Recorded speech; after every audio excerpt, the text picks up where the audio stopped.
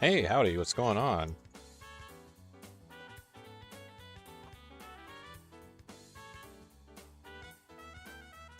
Technically 2 streams a day? It is a very rare phenomena, yeah.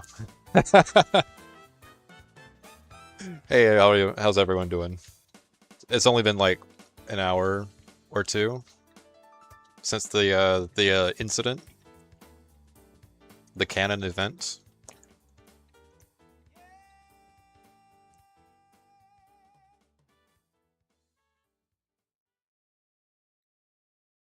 The Monokuma reckoning.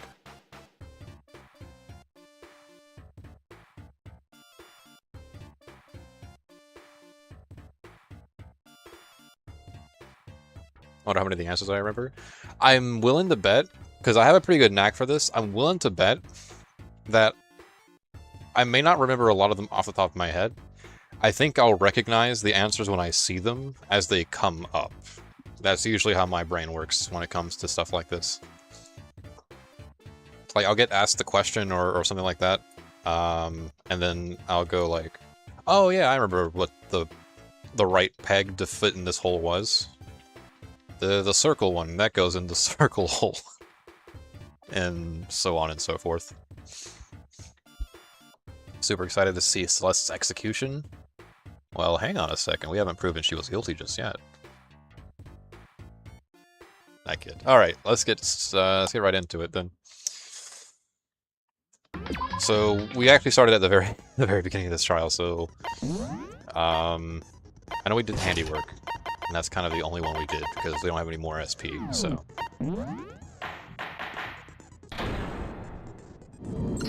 Her execution is really cool, in my opinion. With a basic explanation I'm excited to see it. I'm trial. upset that I was kind of cock-blocked from seeing it. The results. If you can figure out who done it, then only they will receive punishment. But if you pick the wrong one, then I'll punish everyone besides the blackened, and the one that deceived everyone else will graduate. Now then, to begin with... We already know who did it! Was that? Yes, we do. It was Hiro. He does not have an alibi You know what? Oh for my when gosh. the murders took place, and we found him in that suit. No, okay, I was not prepared for this. Okay, going back and knowing who actually is the culprit, it's so funny how Celeste is like so quick to bounce on Hiro's case. So quick. She's like one of the first people to like just do it. Because like, Hina, obviously, she's just, you know, she's just like that. But Celeste is just like right on top of that. Imagine it takes longer than the first go. God. Not this guy, I hate Monokuma. Yeah, Monokuma is not a great person. Or thing, whatever the hell he is. I didn't! Someone knocked me out! I was asleep the whole time! I don't know anything about it! Shut your murdering mouth, murderer! Who are you calling a murderer? I am sorry to say, Hiro, but we do have evidence. Blueprint for the suit. Parts we assume were used to build it. You know what they say about assuming? And Taking all an of it ass out was of you and found me. in your room. You have to admit, the evidence is quite compelling. It points to you as having created the suit and wearing it while committing crime after crime. How many times do I have to tell you? Could you imagine if it was actually Hiro who killed both Hifumi and Taka? That'd be that'd be pretty funny. I don't know, I don't know, I don't know!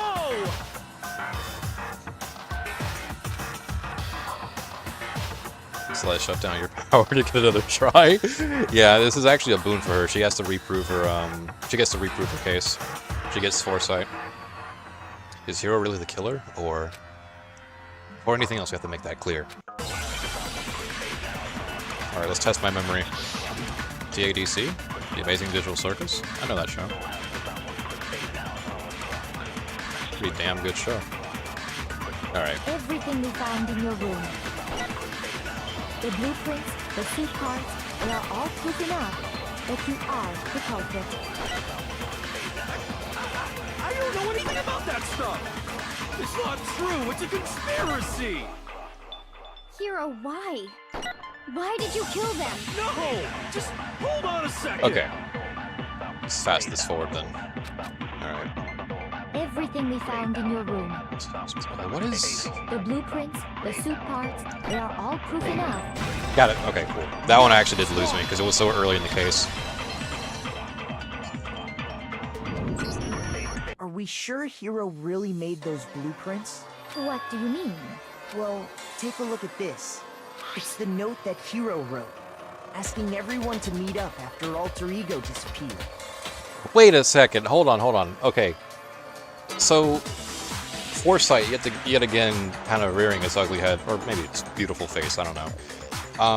Celeste made a point, after the trial ended, Celeste made a point to hide the existence of Alter Ego as best she could. And then here's Makoto Naegi over here going like, yeah, so after Alter Ego disappeared, this note was written, etc., etc. Just like blurting that part all the way out. The handwriting's odd. I guess Monokuma didn't pick up on that. Wouldn't you say? When you compare it to the blueprints. There's no way you could think the same person made both of them. Unless that person made it a point to disguise their handwriting. No, the differences are bigger than that, I think. Fun fact, I'm pretty sure that Celeste's twin tails / pigtails are clip-on extensions. That would explain the wacky anime hair, I guess. That sucks having to replay this part.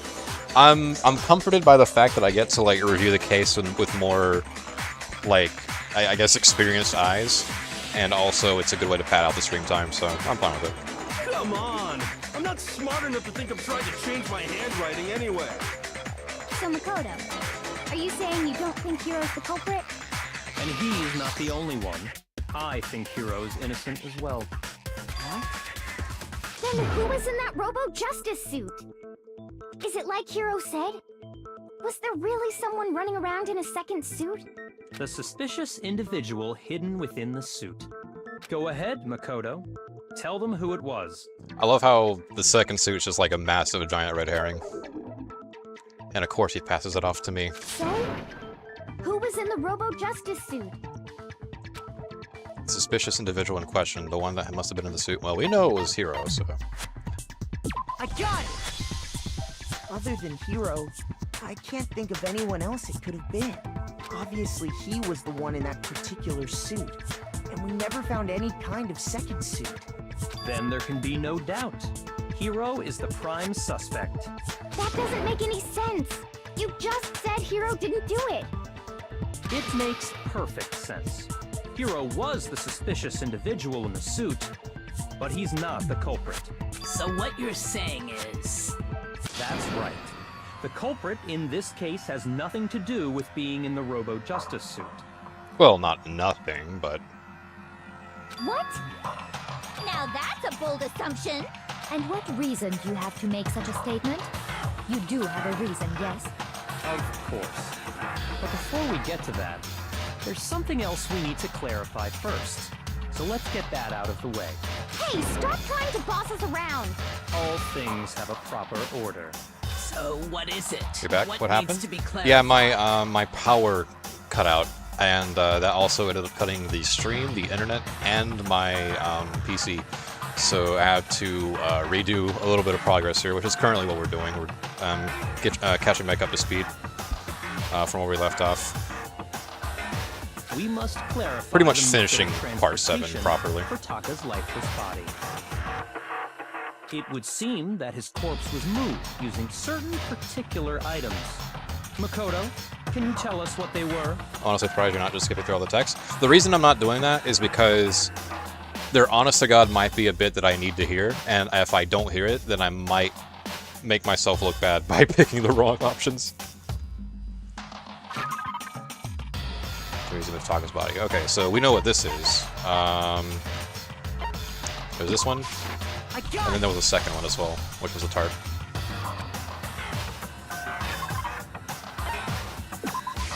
I got it! We're gonna get like a perfect S rank on this shit. A dolly and a tart, right? What's with the attitude? So, let's see if I can explain. Taka's body disappeared from the equipment room, and then we rediscovered it in the repository. And when we found it for the second time, it was wrapped in a blue tarp, right? It was the same tarp that, up until then, was stored in the equipment room. So the killer must have seen it there, and decided to use it when they moved Taka's body. That way, they wouldn't leave any bloodstains while they were moving it. Okay, that explains the tarp. And the dolly? Same thing. I'm sure the dolly was in the equipment room when we first found Taka's body there. But when the body disappeared, so did the dolly. Later, Which was something I didn't even Taka's notice the body first time. reappeared in the repository, so did the dolly. In other words, you think they used the dolly to move the body. Am I right? But are you sure you are not mistaken? There's that antagonism again. Genocide Jill is so fun. She is really fun and funny. Are you absolutely positive the dolly was in the equipment room when we found Taka's body? Are you wait, hold on. Are you absolutely positive the dolly was in the equipment room? That dolly was made specifically Yeah, this is Gaslight. for moving large objects between the repository and the art room. It would be very strange indeed to discover it had made its way to the equipment room. Is it not possible that it was in the repository all along, and you simply didn't realize it? She's raised an objection. How do you respond? There is no shame in being wrong. Nobody expects much from you anyway. We have all accepted the fact that you rarely understand what is going on around you. I'll remember this fucking line in a few minutes. Wow, I've never had anyone sound so nice while being so mean, but maybe I can change your mind. Right. New element. No, don't need to. Not this time. Okay, getting this out of the way. You have it wrong. I cannot agree. You are a fool. So pathetic. Lies will get you nowhere. Do your worst. Away with you. You miserable wretch. I cannot agree. You are a fool. Lies will get you nowhere. Do your worst, you miserable wretch. You have it wrong. I cannot agree. You are a fool. Okay, I still can't quite do this right, but it's whatever. Lies will get you nowhere. Do your worst. Away with you. I cannot. This should prove it.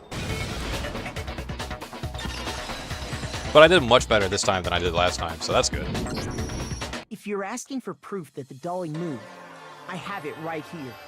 When I found the dolly in the repository, one of the wheels had a blood stain. Oh, by the way, the Cage co-director apparently confirmed that Cage 4 will 100% release in 2027 during the Cage deep dive. You know, something I'm curious about, we probably won't find out about it until much later. I wonder what was the main obstacle during development, because they released, or revealed it, not released. They revealed Cage 4 like way back in like, what, 2022, right? It probably went through some kind of development hell, right? There was a pool of blood in the equipment room with a tire marker that matched the dolly wheel's tread. The killer probably rolled the dolly through the blood on accident as they wheeled the body out of the room. And as the blood dried on the tire, they moved the body into the repository. So there's my proof that the dolly was used to move Taka's body. Jesus, the Celeste really hate me that much? Yes. Well, anyway, that was just something we had to get out of the way. Let's get back to the main subject. Yeah, the subject of how Robo-Justice didn't do it. Because if it's not a killer robot, then what kind of robot is it? I'm not sure that really matters. I'd be happy to explain why the occupant of the suit couldn't possibly be the killer. If you look back on how the body was transported, it will become immediately Oh my god, obvious. Byakuya is so smart. He saw this so ahead of time before me. Oh my god, he's so smart. He's so smart. Okay. I think I should be able to recognize this. As we know, Taka was killed in the equipment room. Not And that from one. there, the body was moved to the... Yeah, The culprit wrapped the body in the and loaded it onto the dolly and wheeled it out. Keep in mind that the dolly doesn't have a handle. Well, yeah. Even if all you'd have to do is bend over. That one. There we go. No, that's wrong.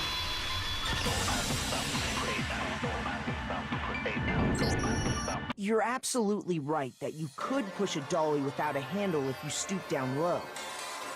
But if you were wearing that suit, do you think you could actually get into a position like that? What do you mean? Think back to what you said when we were all checking out the suit together. Whoopsie. Blind as a bat in here, can't see feet, not going anywhere, can't even bend over. That's kind of the main takeaway from that. When you're in that suit, not only can you not see your feet, but you can't even bend at the waist. Am I right about that?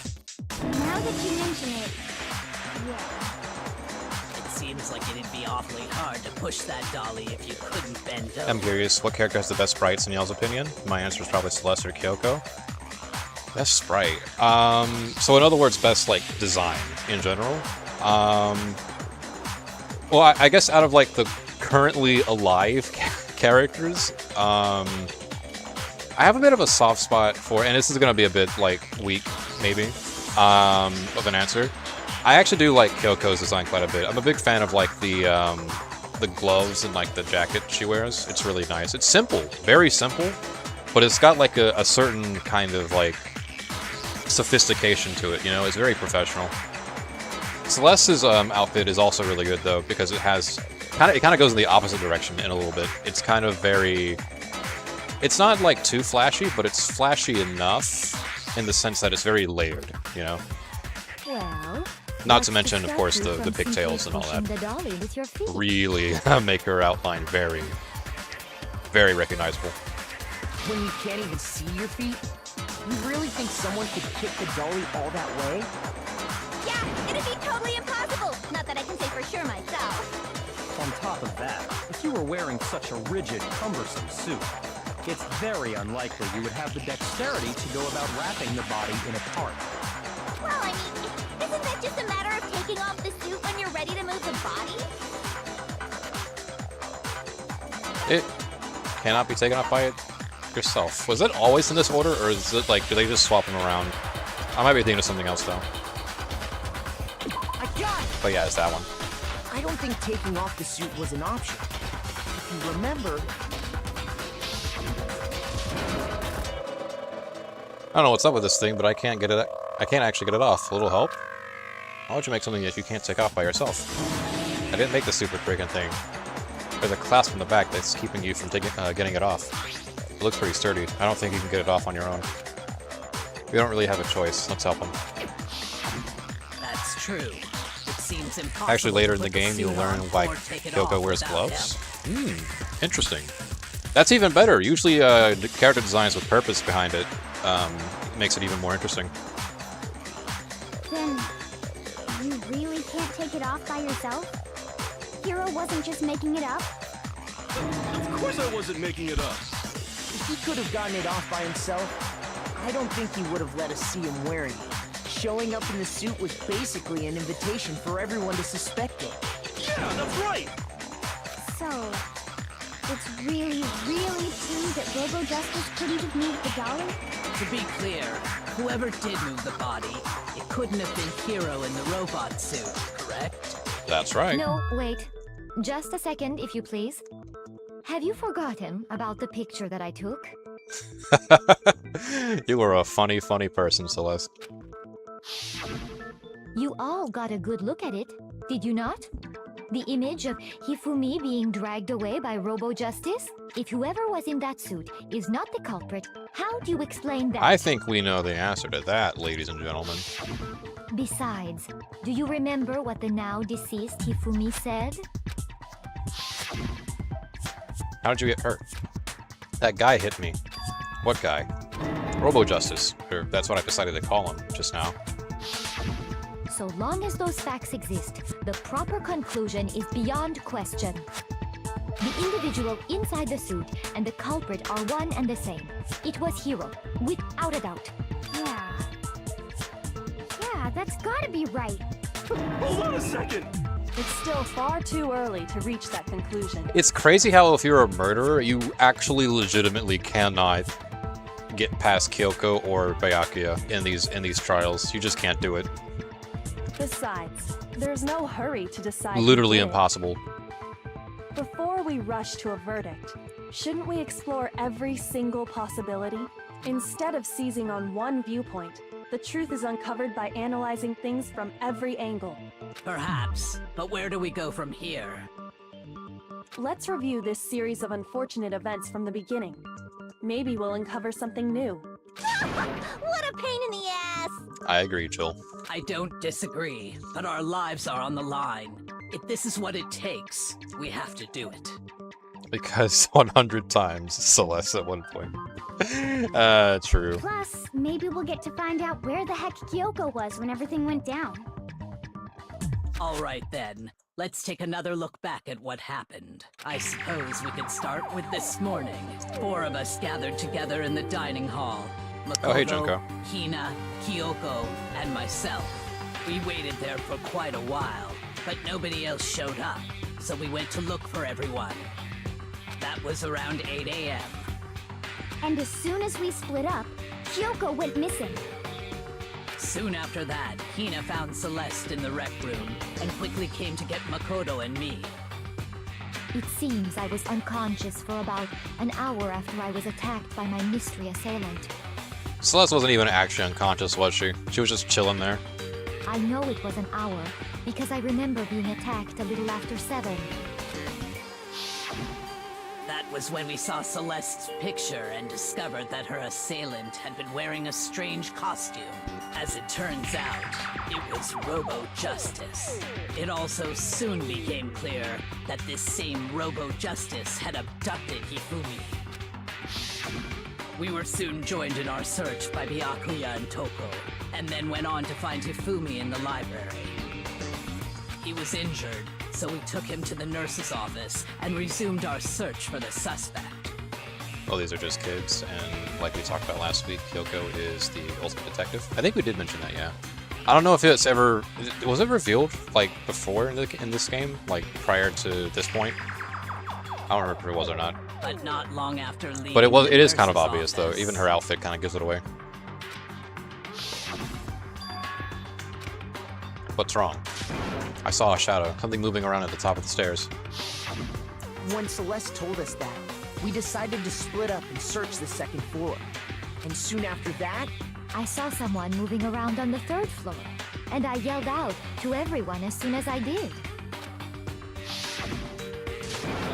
Celeste, what's wrong? That was a rather intense scream for someone like you. I saw him, the strange costume man. He ran off as soon as I screamed. I was blocking the stairs, so he headed further down into the hallway and disappeared. and then, It's revealed in chapter 5. I don't think it's a spoiler, apologies if it is. Nah, it's alright. Someone else already told me, so it's fine. It doesn't really reveal much about the plot, necessarily, just that that's her title. So, I wouldn't expect it to mean too... I don't know. We'll see, we'll see. Huh? What was that? That came from downstairs. It must have been Hifumi. He's in the nurse's office. This is bad. Come on, we have to go back. at that point we decided to divide up into 2 groups. Celeste, Hina, and I went back to the nurse's office, while Sakura, Byakuya, and Toko chased after the suspect. When we got back to the nurse's office, we found Hifumi, dead. No, I just told you if you wanted to know that... No, I just told you if you want to know it, that was really easy to guess, and you guessed it first try. Okay, yeah. I played Persona 5. I know what detectives dress like. And that's when we heard the body discovery announcement. I left Celeste and Hina there and headed back to the 3rd floor to let the others know what had happened. Meanwhile, we had just discovered Taka's body in the equipment room. We must have found both bodies at almost exactly the same time, because we heard the same announcement not long after we discovered his body. And that's when I told you guys about Hifumi. Then the three of us headed for the nurse's office. But right after we left the physics lab, we ran into Celeste, who'd arrived after us. And she told us something very surprising. Hifumi's body has disappeared. We rushed back to the nurse's office and saw that she was right. Then we remembered we'd left Toko passed out in the equipment room, so we hurried back again.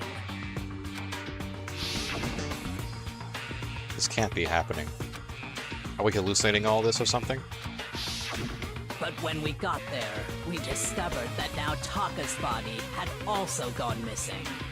Next thing we knew, we were searching the school for 2 missing dead bodies. Yeah, I was gonna say, I'm pretty sure everyone put together Kyoko's ultimate. Keeping it a mystery is more to build her personality early on than an actual story purpose. Yeah, okay. Yeah, that's fine then. That's good. And after some time, Celeste informed us that she'd found the bodies, and we all headed to the repository, which is where we rediscovered the corpses.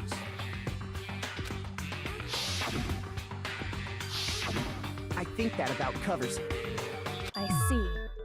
The whole thing sounds exceptionally complicated. It certainly seems to me that these are not a simple series of connected events. Okay, well, if that's true, then what? Rather than a single series of events, I think we have to consider each murder a separate situation. Yes. And from there, we can uncover the contradictions surrounding all of them. Now then, let's get started, beginning with what happened to Taka. Contradictions hidden in what happened to Taka. In order to uncover the truth of this case, I have to find them, no matter what. This should be pretty simple, right? Yeah, I believe it. Alright, yeah, we got it. So, regarding Taka's death, I wonder if he died before Hifumi, or perhaps it was after? We already know what order they were killed in. Taka came last what makes you say that? because of the numbering of the Justice Hammers. It's true that Hifumi was killed with Justice Hammer 3, while Taka's death came from a swing of Justice Hammer 4. See? So it's obvious Taka came after. Okay, now I'm trying to figure out if this is one of the ones that I have to copy and paste, or I can just use the regular bullet. So, regarding Taka, I wonder if he died or perhaps it was after. We already know what order they were killed in. Taka came last What makes you say that? because of the numbering of the Justice Hammers. It's true that Hifumi was killed with Justice, while Taka's death. See? So it's obvious Taka came after. So, I wonder if or perhaps Alright, I'm we gonna shoot already for... know what order they were. Taka came last What makes you say that? because of the numbering of the Justice Hammers. Nope, okay. Embarrassment. Shoot. So, I wonder if he or perhaps it was. We already know what order they were killed in. No? Oh my god, it's a double bad. Shoot. At this rate, I'm gonna perform worse than what I had the first time. I wonder if he or perhaps it was. We already know what order they were killed in. Taka came last What makes you say that? because of the numbering of the Justice Hammers. It's Oh my true god. that Hifumi was killed while Taka's death. See? Wait, is it one of the ones where I have to, like, take the last one? Hold on. So, regarding If I game over a Taka's single death, time on this... I wonder if he died before his or perhaps it was We already know what order they were killed in. Taka came last Fuck. I'm gonna try the other one anyway. because of the numbering of the Justice Hammers. It's true that Hifumi while Taka's death. See? So it's obvious Taka came after. So, regarding Taka's death, I wonder if or perhaps it was. We already know what order. There we go. Alright. No, it's wrong.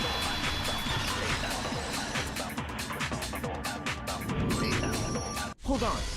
There's no reason to assume that the hammers were used in the same order as their numbers. If anything, that's just another way the killer tried to disguise their actions.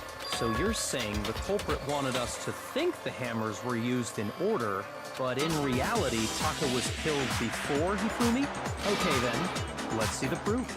Yes, the proof. What time he died? What time? What time? What time? Okay, the Hangman's Gambit. We already know what this is.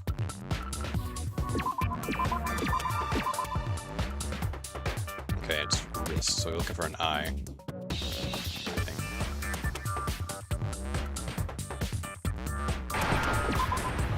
S. Give me an S. Give me a W. Give me an A. Give me a C. And give me an H.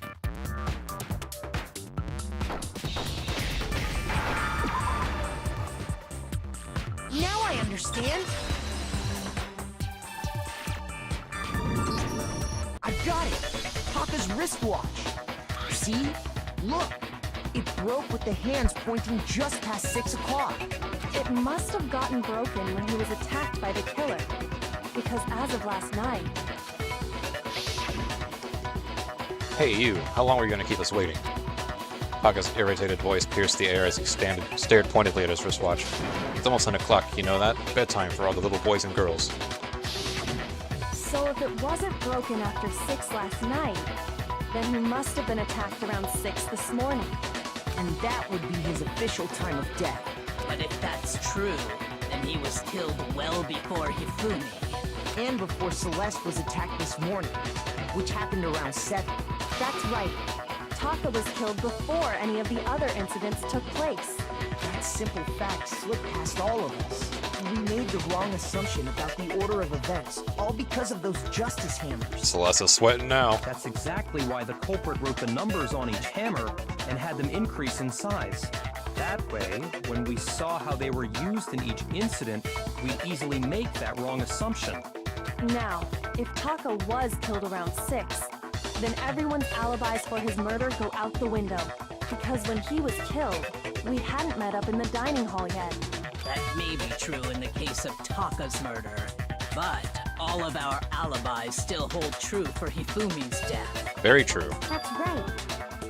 With him, at least, we're all safe. Yeah. Huh? What was that? That came from downstairs. It must have been Hifumi. He's in the nurse's office. This is bad. Come on, we have to go back. When we heard Hifumi screaming, we were all together. Except for Hiro and Kyoko. Then we all ran down to the nurse's office, and that's where we found his body. That's totally true. We're all in the clear. Oh, I know! They must have recorded him screaming on a tape or something, then played it later on! If that's true, where's the tape? I don't know. Don't just go making stuff up. Anyway, we all have rock-solid alibis for when we heard Hifumi scream. Since all of us were there together, clearly none of us could have killed him. And it does not stop there. There was also the moment when we discovered his body had disappeared. When his body vanished from the nurse's office, Hina and I were in the bathroom together, while everyone else was in the equipment room, correct? And then there's the disappearance of Taka's body from the equipment room. At that time, we were all gathered together in the nurse's office because of Hifumi going missing. Well, don't forget, I was passed out in the equipment room the whole time. Wait, then what if Genocide Jill did it? She could have dragged Taka's body out of there right then! Even if she could pull that off, there's no way she could have done the same with Hifumi's body. Because, as we just established, she was passed out in the equipment room when his body disappeared. Besides, I didn't do either of them anyway. In other words, it is impossible that any of us could have killed Hifumi or moved either of their bodies. On the other hand, Hiro and Kyoko had disappeared, so they most certainly could have done those things. So what now, Kyoko? For now, we can't get fixated on who did it, or we'll just keep going around in circles. So instead of who, I propose we start talking about how. In particular, I think we need to figure out how Hifumi's body got moved. Or rather, how it walks. That's true. Same thing, right? We searched everywhere, but we couldn't figure out how to explain his body disappearing. And according to what Celeste said... We couldn't have gone for more than a minute or two, though. so then the killer was able to get in and move Hifumi's body in that short amount of time? It would seem so. His body apparently disappeared in the 1 minute her and Hina took their eyes off of it. But to carry that much weight from the first floor up to the third in that short amount of time? Oh man, yeah! There's no way! It'd be impossible! Well, what if I told you there was a way to make the impossible possible? What? How? If the dead body were to move itself. Hey! The dead body moved on its own? No! Not another... ghost! I don't think it has anything to do with the occult. I think what she's implying is, we thought Hifumi was dead, but perhaps in reality he was still alive. He was alive? Are you saying Hifumi Now that I think wasn't about it, carried out weird of the nurse's office, they only do a but morning simply walked out on was his a live own? check and not an evening one. Yeah, like a start of day, end of day kind of thing. I didn't even think about that, but yeah, that would be pretty smart. I think that's probably chalked up to the fact that they probably are just kids and they don't really like think that much about it. I don't know. I mean, there's some pretty bright cookies in here, but yeah. The ones who are smart are so very self-interested, such as Byakuya. But I mean, we found his body. He was dead. Perhaps he was simply playing dead. That it isn't possible. Why isn't it possible, Celeste?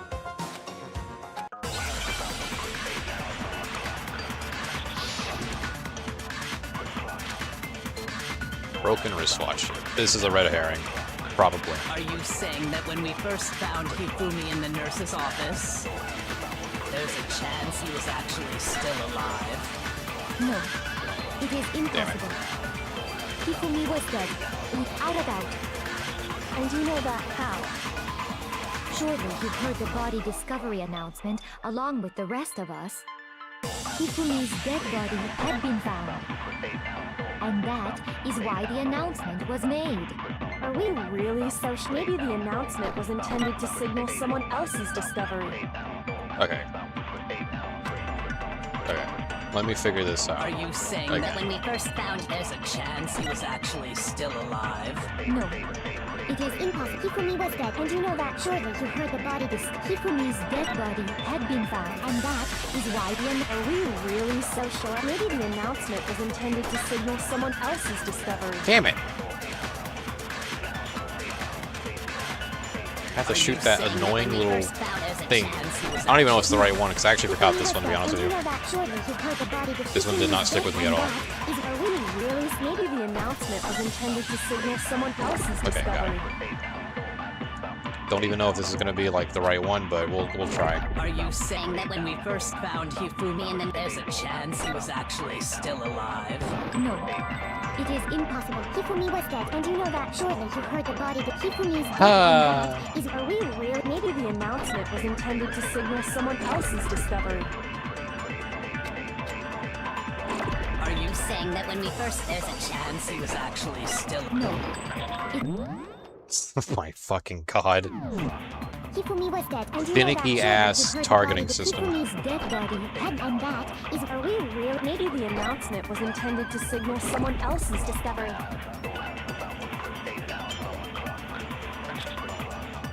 Are you saying that when we first there's a chance he was actually still alive? Okay, that's wrong. All that effort for nothing anyway. So are we switching to 5-hour streams after today? I mean, it always depended on the game. And how much I'm able to fit into one stream per, like, session. Are you saying that when The we first trend found so Hifumi far in has the been, nurse's at least with office, Danganronpa, is that... still alive? No. I can't focus. I can't talk in this shit at the same time. Fuck, I dropped my controller. This is Monokuma's fault somehow. Yeah, unless like another game like justifies it, like this game does, then sure. Otherwise, I try to keep it a default minimum at 2.5 hours. That's like a minimum for me, 2.5 hours. I think, have I gone below that in recent times? Before. I may have, I may not have, I don't know. I know all of my Danganronpa streams have been above the mark. Mother of fuck, I am gonna break my controller at this rate. I should stop setting it on my lap. 3 hours, 3 hours. Oh, I have, during the Mega Man Battle Network playthrough at least once, twice, 3 times.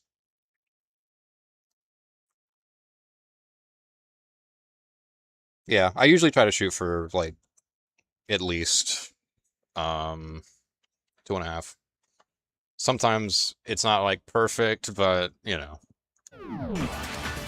Kikumi was dead, and you know that surely you've heard the body that Kikumi's dead, and that is a real. Maybe the announcement was intended to Sometimes signal it's a someone joke, you else's average like discovery. 3 hours. Yeah, it usually is like that. But you're good, though.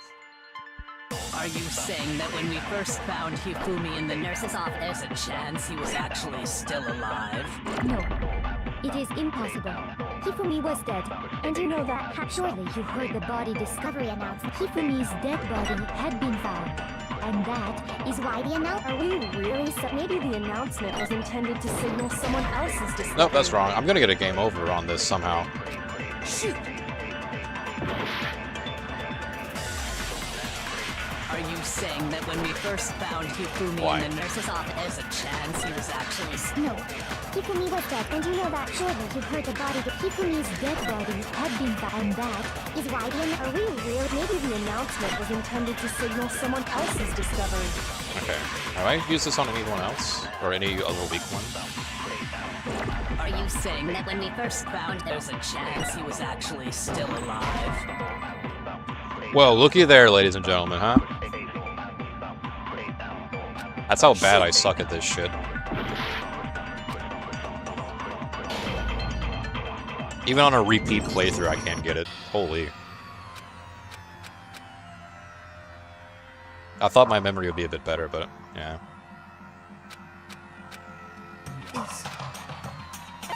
I refuse to give up yet.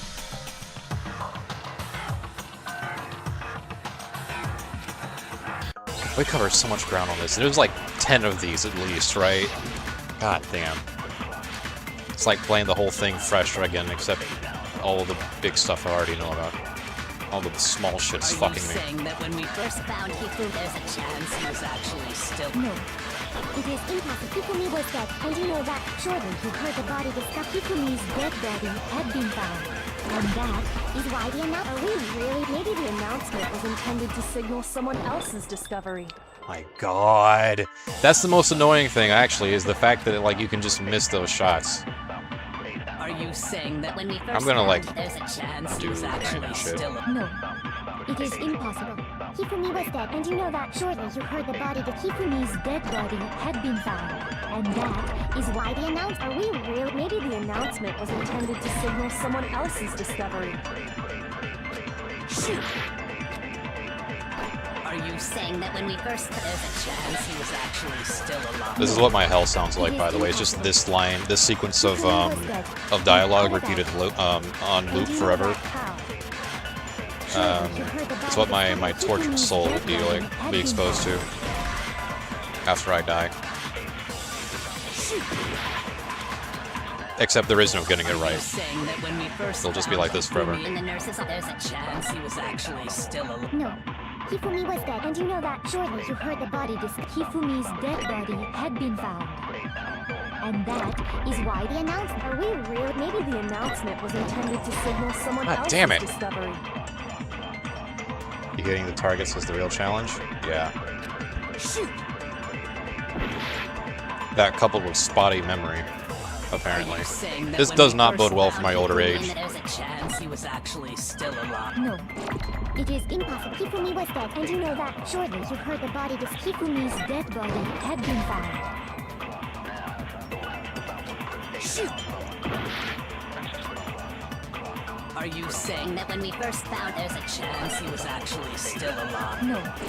It is impossible. Hifumi was dead, and you know that. Surely you heard the body Hifumi's dead, and that is... Are we real? Maybe the announcement was intended to signal someone else's discovery. So the only thing I can think of now is, like, matching Kyoko with Celeste's statement.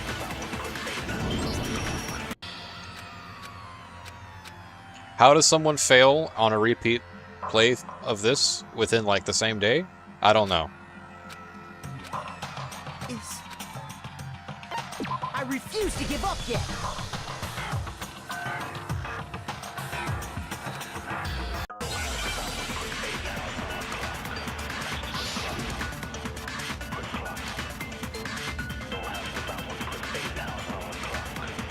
Are you saying that when we first found there's a chance you... No. Hifumi was dead, and you know that surely you've heard the body that Hifumi is dead, and that is very real. Maybe the announcement was intended to signal someone else's discovery. Okay, let's try and match this with Celeste's Are you statement. saying that when we first there's a chance you... No.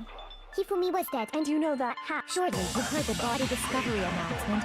Hifumi's dead body had been found. No. Fucking amazing.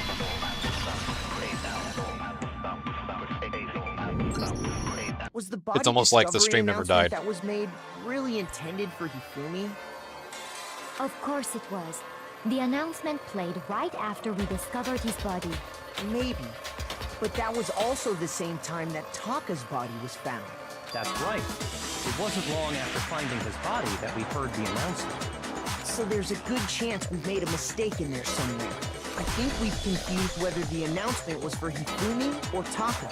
First of all, if 2 bodies had been found, there really should have been 2 announcements. Maybe Monokuma simply got lazy and rolled them together into one. This argument, in retrospect, is a very fragile one. What do you say, Monokuma? Any comment? Well, it's a very sensitive issue, so I can't go into too much detail. But what I can say about the body discovery announcement is that it's only broadcast when 3 or more people find a dead body for the first time. That didn't answer our question, man. We're asking if you're a lazy bum. No, actually, that was plenty. Huh? He said it's only broadcast when a body is discovered for the first time. Which means, even if we find the same body again later, he won't make the announcement again. If that's true, then why was the announcement made again later on? Huh? Later on? Exactly. We heard the body discovery announcement twice. Second body discovery announcement. Person that played was only found each body in the nurse's room, the nurse's office, and the equipment room. And the second time was when... I got it! Boom. We heard it a second time in the repository, when we rediscovered the 2 bodies.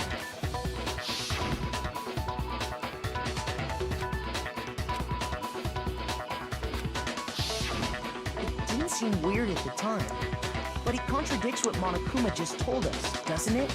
Exactly. If we were actually rediscovering both bodies, the announcement shouldn't have played. Then in reality, when the 2 dead bodies were rediscovered, one of them was actually being discovered for the first time. So, when we found Hifumi the first time in the nurse's office, he wasn't actually dead yet. Meaning, he wasn't actually found dead until we came upon him in the repository. And that's just part of it. There's one other thing that leads me to believe he was still alive in the nurse's office. I know!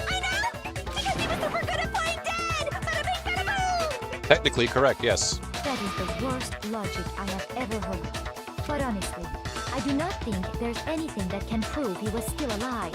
Okay then, let's take another look at the events surrounding the discovery of his body. Then it should become clear whether he was really alive or not. This whole thing is pointless. There has to be proof that shows Hifumi was still alive. I have to find it and show everyone. Yes, we do. We love doing this. Glasses. Alright, yeah. I think we know where this is going. Well, here's one thing we do know. The first time we found Hifumi's body was in the nurse's office. And then, while me and Celeste were in the bathroom, his body disappeared. And the next time we saw his body, it was in the repository. But when you compare his body before being moved and his body after being moved, other than the change in how it was positioned, there was no notable difference. That was an easy one. No, it's wrong.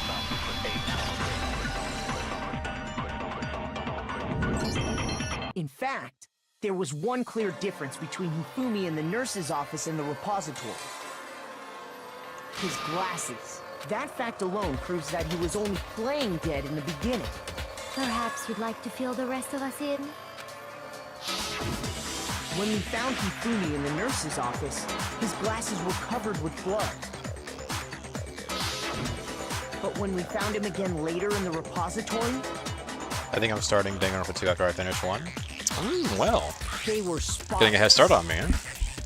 Nice. And I found the items he used to wipe and clean in the nurse's office trash can.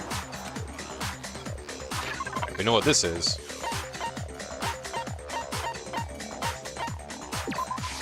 I got it! It was a glasses cleaning cloth featuring a certain cartoon mascot. One look at the bloodstain on the cloth should make things clear. This piece of cloth was used to wipe Hifumi's glasses clean. And the mascot on the cloth is the same one that's on the digital camera, right? And whose digital camera was it? Hifumi's, of course. The character was Princess Piggles from Demon Angel Pretty Pudgy Princess, I think. I highly doubt anyone but Hifumi would have brought something like this to school. I see your point. And the only people here who wear glasses are... I wouldn't be caught dead using a tacky piece of garbage like that. And we all know Byakuya would. A few tissues is all I need to keep my glasses clean. Then there's no question. It belonged to Hifumi. So what you're saying is... What exactly? What I'm saying is, the blood on his glasses was wiped away using his own glasses cleaning cloth. Even if that is true, it does not mean he wiped the blood off himself. But who would benefit from a clean pair of glasses other than the glasses owner? That's a good point. And it must have been him, right? So let's assume that Hifumi was still alive in the nurse's office. I play it in the past, but it's so long ago I barely remember anything about it.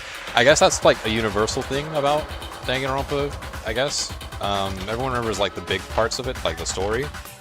But like the actual like smaller details maybe might elude people, I don't know. But I probably should start the next poll after this part. I don't know if you saw it in Discord, but I did send a message saying basically that I was going to post the poll at the end of this part. So that's exactly what I'm planning on doing. He pretends to be dead. Then when he's alone, he wipes his glasses clean so he can see. Then he stands up and walks out on his own 2 feet. And with that, the impossible task of moving his copious corpse becomes possible, wouldn't you say? But then, if he was just pretending to be dead, what was with all that blood? Was it paint or something? The fridge in the nurse's office contains packs of blood for emergencies. He probably used one of those. he figured if he was gonna play dead, he should go all out. So he just dumped it everywhere. But he got crazy with it and had to wipe his glasses off when he was done. God, what an idiot! That is probably true, Jill. Actually, that is probably a very stupid thing to do. And if Hifumi was still alive at that point, the disappearance of Taka's body is easily explained. It should be perfectly obvious who must have moved Taka's corpse. It was Hifumi. I got it! It could only have been Hifumi. No, honestly, even barely remember the characters. Oh, damn. Do any of the characters in Danganronpa, like, appear in other Danganronpa games? Or is it like a new cast every time? While we were all gathered in the nurse's office, he went to the equipment room and took Taka's body. That also explains how the door to the repository got locked. The door was locked? Well, after the bodies disappeared, we all went looking for them, right? So me and Sakura headed for the repository. But when we got there, the door was locked. And the repository door can only be locked from the inside. Which means, when Hina and Sakura got to the repository, someone was already inside. I wonder who that was. And it could only have New been cast? Hifumi, Interesting. who just finished stashing New cast, new Taka's characters body. to learn. That's kind of cool. He convinced us all he was dead, and when he saw his chance, he dragged Taka's body to the repository. So, Hifumi wasn't just another victim in this case. He was one of the assailants. But that means he took part in the murders. I just can't believe it. If you're having trouble, would you like me to show you one more piece of evidence? There's more? Oh, absolutely. The single biggest fact pointing to his involvement has yet to be revealed. The survivors of this one come back in the D3 anime, though? As, like, actual participants of whatever the hell goes on there, or are they just cameos? You know what I'm talking about, right, Makoto?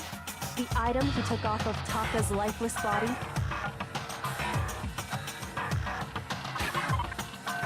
Item that Hifumi stole from Taka was definitely the notes. I got it! You're talking about the note Hifumi had hidden away, aren't you? Hidden note? That's right. We found it stuffed in his pants. What? In his pants? Yes, his pants. Okay, well, forget about the pants for now. Take a look at what the note says. Found a hole maybe we can use to escape. Monokuma can't find out, so don't tell anyone else for now. Let's meet in the equipment room at 6 a.m. That's the note I was telling you about. The one that told me where to go. Huh? Wait, this one's a little different. In my note it said, Monokuma can't find out, so don't tell anyone else for now. Let's meet in the rec room at 1 a.m. I see. Then this note isn't the same one Hiro got. It's the same? In other words, the killer got in touch with another person besides Hiro, and that person could only have been... Taka. I got it! Alright, I wasn't gonna get that one That's wrong. right! Taka! The killer used this note to draw out Taka and murder him. Hello? Over here! Objection! Objection! I don't really understand what's going on, but Hifumi had that letter, right? So whoever wrote it wasn't drawing out TikTok, they were drawing out Huffy! Just to be clear, TikTok is I guess they Taka also and come Huffy is back Hifumi. in the not main games, like Ultra Despair Girls and the Summer Vacation game. Isn't the Summer Vacation game like a Mario Party, like, I won't say clone, but like a Mario Party kind of, sort of game? Ugh, yes! Why must you ruin it every time? Man, Genocide Jack is seriously scary, but still, I can't let her get to me.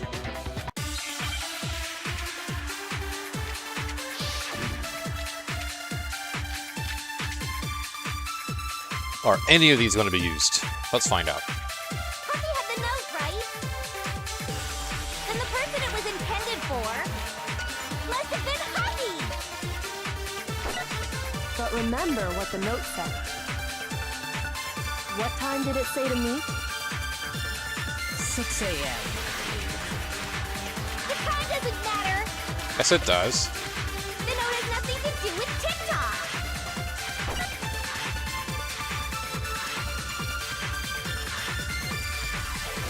Huffy had the note, right? Then the person it was intended must have been Huffy! But remember what the note said. What time did it say to meet? 6 a.m. The time doesn't matter! The note has nothing to do with TikTok! God damn it. Why are these parts hard to remember? They never stick with me. Huffy had the note, right? Then the person it was intended for must have been Huffy! But remember what the note said. What time did it say to meet? 6 a.m. The time doesn't matter! The note has nothing to do with TikTok! Okay, hold on, let me... Broken wristwatch. It's not the glasses, cleaning cloth, and it can't be the glasses. Broken wristwatch, okay. But remember what the note said. What time did it say to 6 a.m. The time doesn't matter! The note has nothing to do with TikTok! There we go. Got it. No, that's wrong.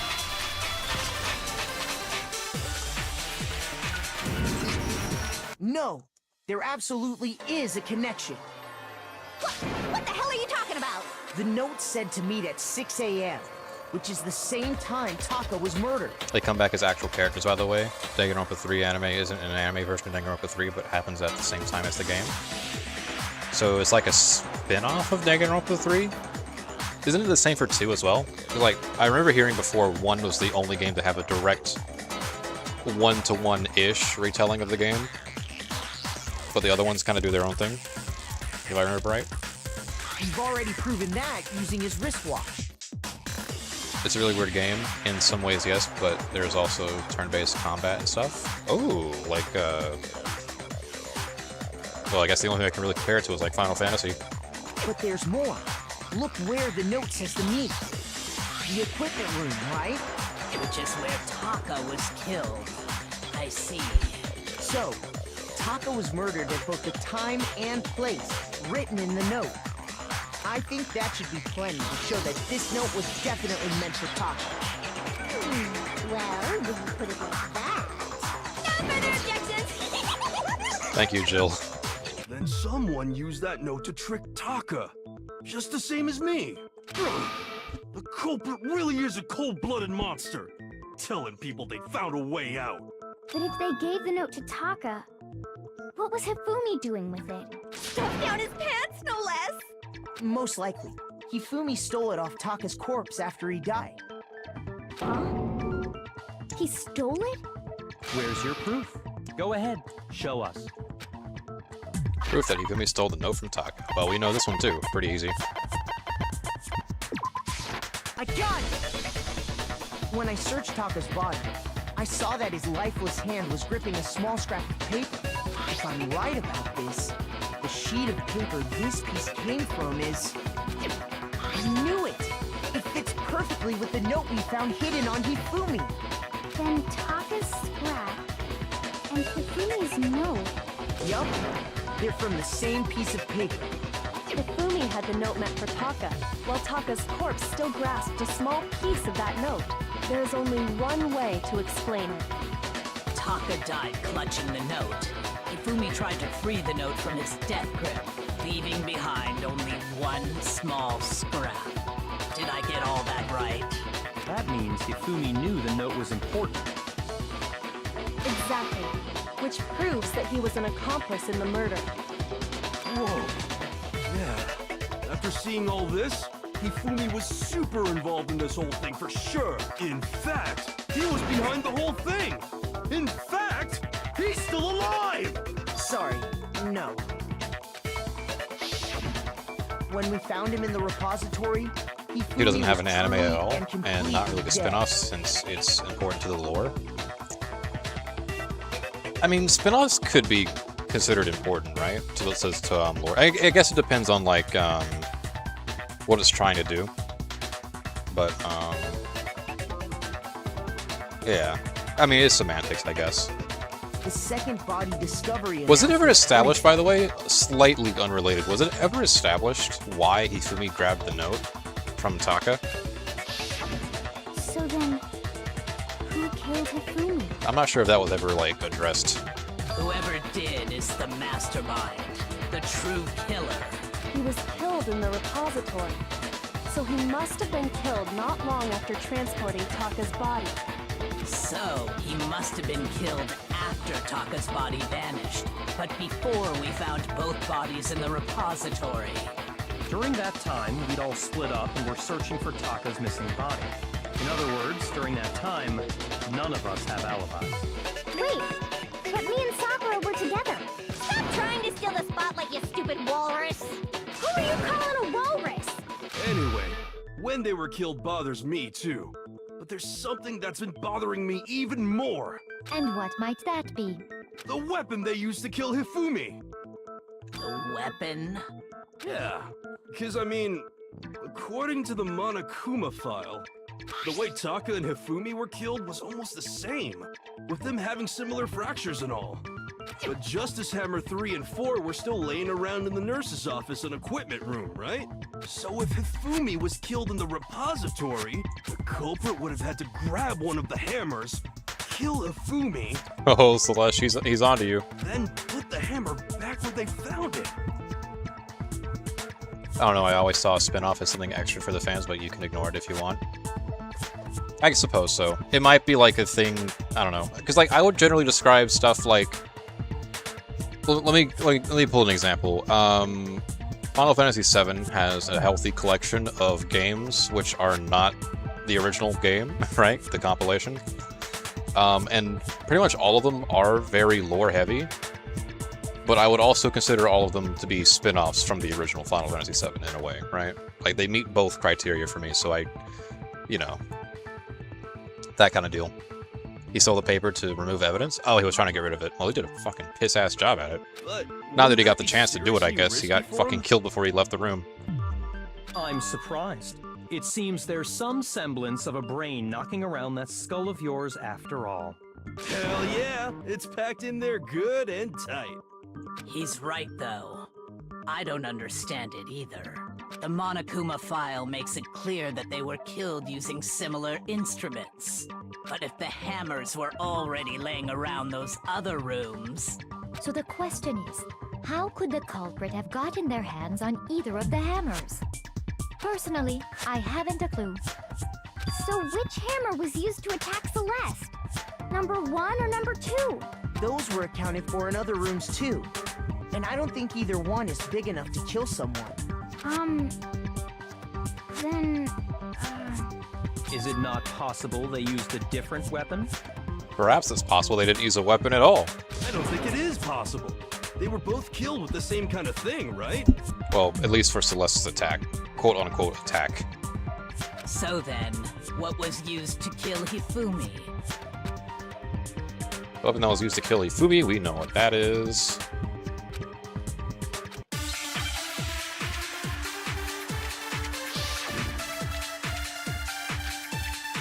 The spotless hammer. What was used to kill Hifumi? Was it Justice Hammer 3? Maybe Justice Hammer 4? Well, whatever it was, there's one thing we have to figure out. How was the culprit able to move around so freely with the weapon? How did nobody witness them carrying it? Irrelevant. Sounds like a Justice Hammer 5 is about to make its appearance! Check out murdergear.com/hammertime for more info! Well, one thing seems pretty clear. The murder weapon had to be one of the Justice Hammers! Got it.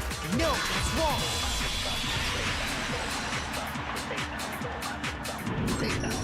Yeah, but if you finish Murder FF7, weapon it's a wasn't a completed story. Justice There hammer aren't at all. open No, questions or stuff. it The was other games are something just to expand the completely lore. Right, but they would also be, like, spin-offs, right? From that game. As in, they use that game's world story and establish lore character. Did I already say? I said lore twice. I don't know why I do that.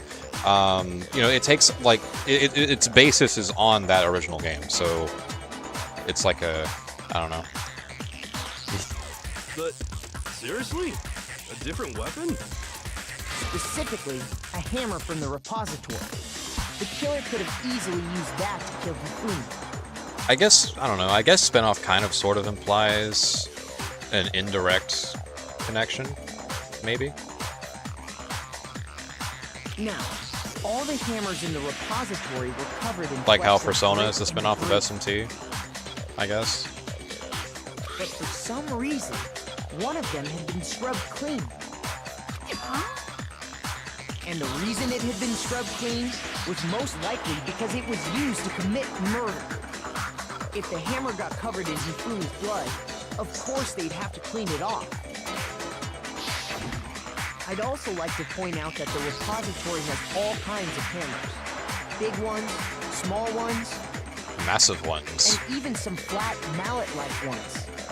I think whoever made the Justice Hammers used those as a basis That's for what I their mean in design. FF7's case, they are spin-off. Oh, okay. Supporting the point, gotcha. If that's true, that would explain the Monokuma file's note about the wounds being similar. They could have never released them. It wouldn't feel like something was missing. For the most part, that's true, yeah. So Hifumi moved Taka's body to the repository, where someone then used the hammer to kill him. The hammer looks more like a mallet, not gonna lie. I think they're implying, or at least sort of saying, that the hammer that was used to kill Hifumi was one of those flat mallets. I think. Whoever did that was the key player. The one Hifumi was working with. I'm the one who betrayed him. Hold on a moment. I still think it's strange to assume someone was working together with him. Not at all, Celeste. The way the graduation rule works, there is no benefit to helping someone else carry out a murder. So the idea that anyone would work together like that is simply ludicrous. We talked about this, did we not? We did talk about how there wouldn't be any reason for anyone to work together. At least that's what we thought at first, but... but what if someone were gullible? Manipulated? Tricked? Deceived?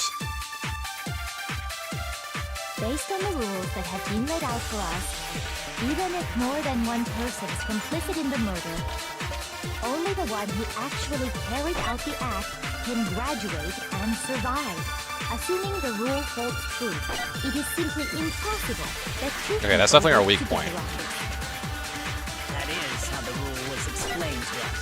But that only really applies if there's one murder, right? In this case, however, there were 2 murders. Yes, snagged it. Good. Based on the rules that have been laid out for us, even if more than one, only the one who actually carried out the assuming the rule holds true. Got him. No, that's wrong.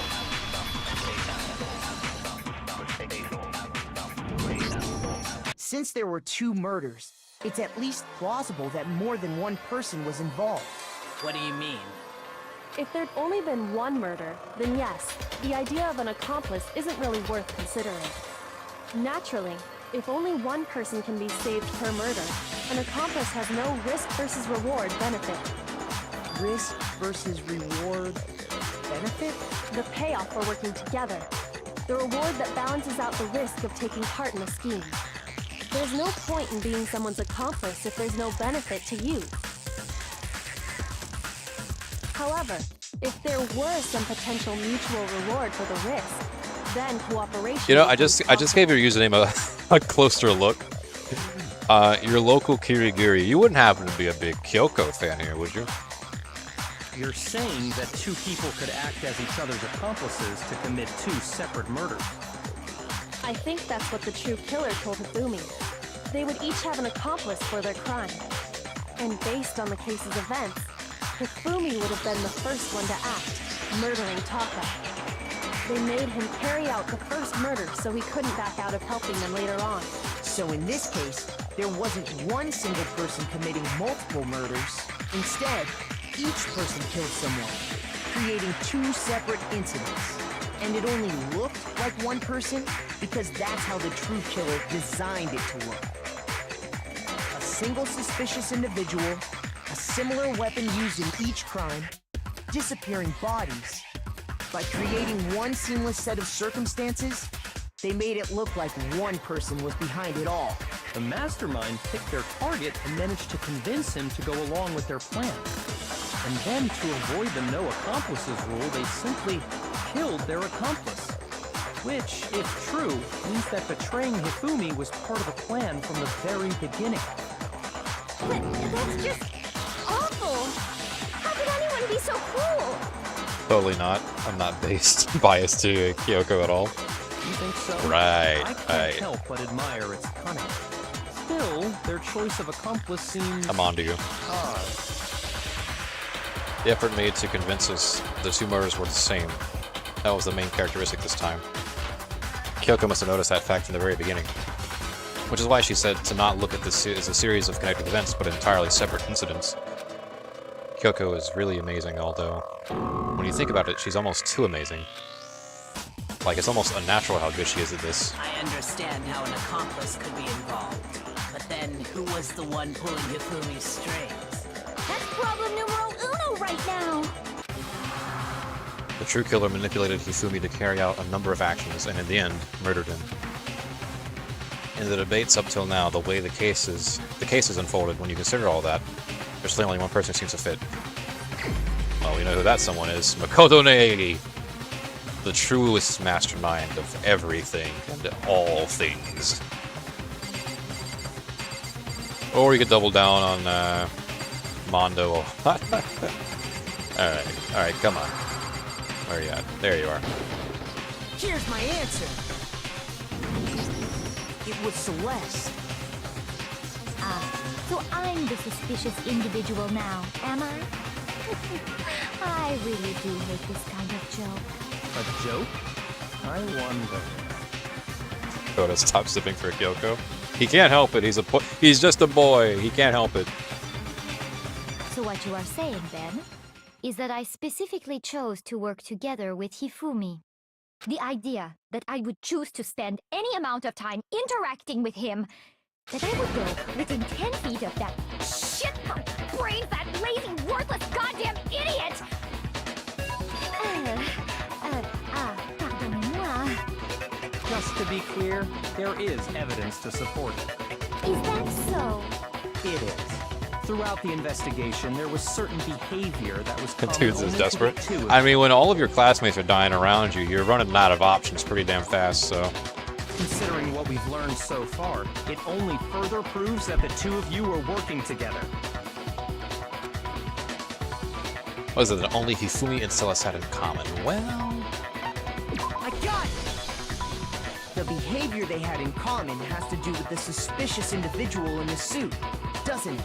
The only ones who ever actually saw Robo-Justice firsthand were Celeste and Hifumi. Shush. The adults are talking now. Unnecessary, Byakuya, but I'll let it slide. As he said, only Celeste and Hifumi ever laid eyes on the costumed individual. If we accept that Hifumi was one of the culprits, we can't help but suspect what Celeste has said as well. Are you saying everything they told us was a lie? Yeah. After taking Hifumi to the nurse's office, we all began our search for this individual, correct? And not too long after that, do you remember what Celeste said? I saw a shadow, something moving around at the top of the stairs. We headed to the second floor specifically because of what she claimed to have seen.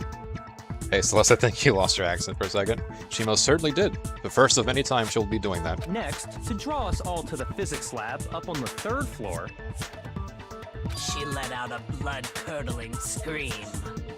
and when we'd all come to see what was wrong, what was it she said? Celeste, what's wrong? That was a rather intense scream for someone like you. I saw him, the strange costumed man. He ran off as soon as I screamed. I was blocking the stairs, so he headed further down into the hallway and disappeared. Once she'd done her job of getting us all up to the physics lab, it was time for her partner to get to work. Yeah. Huh? What was that? That came from downstairs. It must have been Hifumi. He's in the nurse's office. This is bad. Come on, we have to go back. It was to get us to divide into two groups, so that we would discover both He realizes bodies the at the girls are starting to same run out, time? and he needs to secure a wife in the case he's stuck forever. True. At least he scores Byakuya. Byakuya would not be a bad choice for a partner, all things considered. In fact, Celeste was precisely the one who proposed that we split up.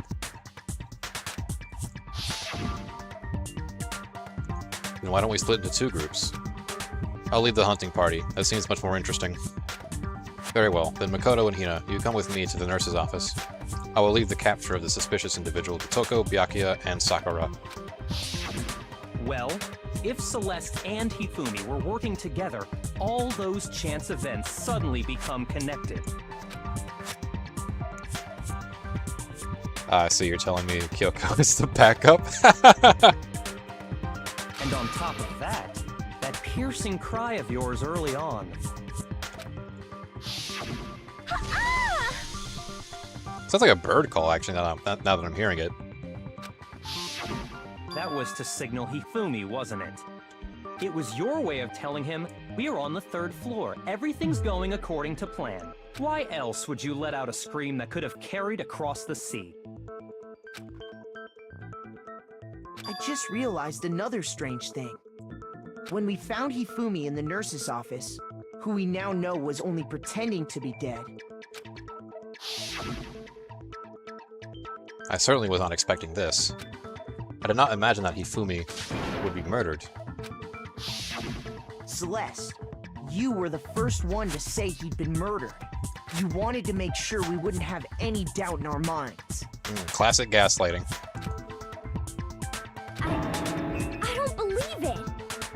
anything.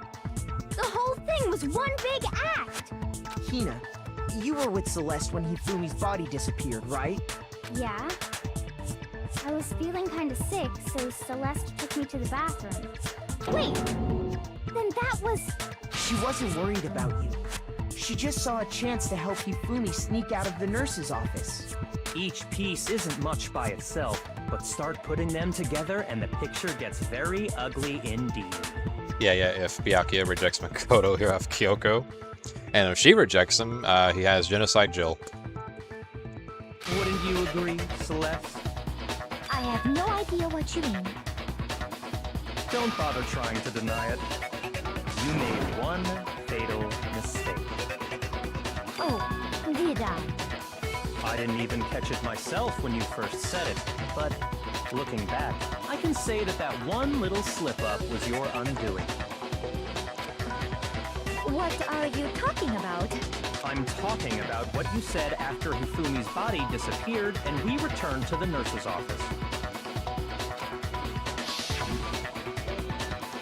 I wonder with how down bad both Tokos are for Byakuya, if somebody else went for him, if she would make an exception on her kill rules. He probably would, yeah. Jill has an interesting, like, I know it's played for laughs and everything like that, but Jill does have a history, a repeated pattern, of also making comments about Hina's breasts. I don't know if it's like, I mean, it's probably for insult, but like, you don't normally insult someone for having large breasts. Not normally, right? You must really be enjoying this. Enjoying the sight of us sitting around frightened and confused. We're all going to die here. We're going to die just like those guys died. And that was a bit that I messed up on last time because I didn't pay attention to the just like those guys died part. I remember her saying that too, but I don't understand what's so strange about it. Then pay attention. Sakura, Toko, and I were first to discover Taka's body in the equipment room. Then Makoto showed up and told us Hifumi had been killed, so Sakura and I left with Makoto. Once we were in the hall, we ran into Celeste, and the four of us headed to the nurse's office. Now, the entire time we were together, none of us said anything about Taka being dead. Think about it. Celeste's comment doesn't make sense. It was completely out of place. Yes, Cooker. Yeah, I see what you're talking about. Although I don't really get what it means. You hear that, Celeste? Everyone's having some trouble understanding. Could you repeat what you said? If you're really not the culprit, you shouldn't have any problem repeating it, right? She legit calls him master. They're both down bad. Oh yeah, for sure. Undeniably. Jill's on the verge of yandere, not gonna lie. I think she just outright is yandere.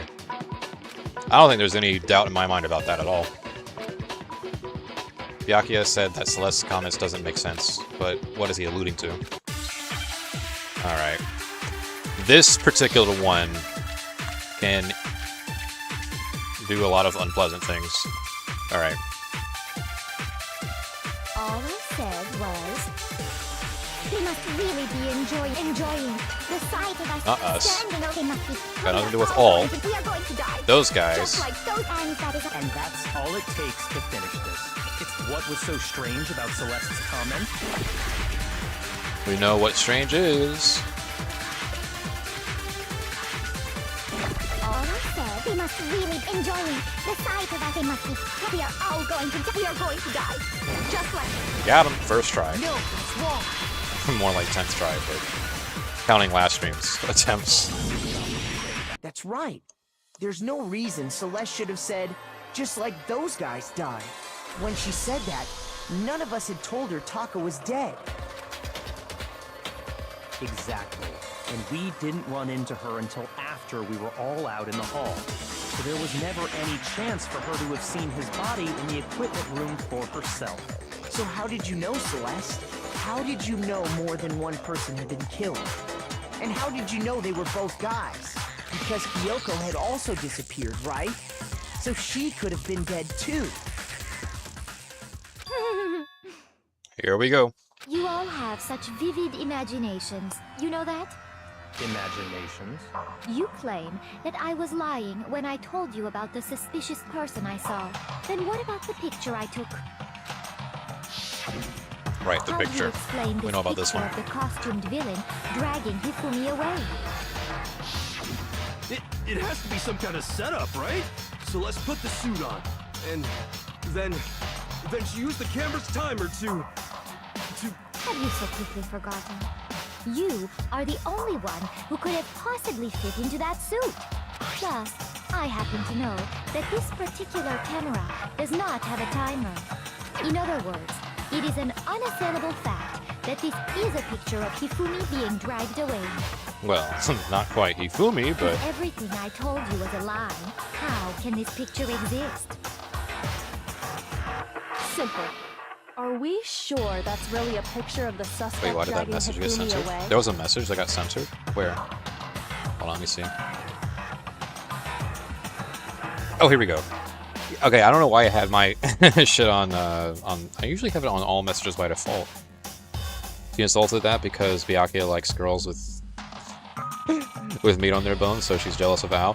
See, that's what I thought too. I was gonna say something, but then I didn't see that message until like just now. And we were like well past that port of call, so yeah, that's what I was thinking too. She might just be jealous.